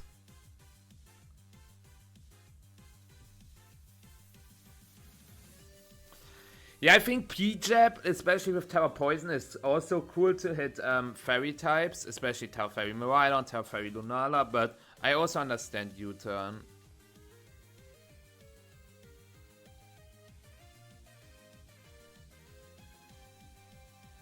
This is when Riley used Draco Meteor. Yeah, like, Rec I is really changing everyone. I clicked U-turn 2 to 3 times. But I think in the end I also locked Ironhead, right? No, I don't remember, wait. No, it's not fast Ursh, I don't think. We can double check that. What did I play in the end? I played Ironhead, but we also had U-turn for a long time. Like, it's funny because both regionals, Stockholm and Utrecht, I played 0 games on the Showdown ladder. Maybe that's a sign. I also played 0 games on the in-game ladder. I only theorized. One day before the event, I theorized with my friends. Both times. I guess that's what I gotta do for Worlds. I'm not prepping for Worlds. I will see what comes, and then on the Friday, or Thursday rather, I will talk with my friends.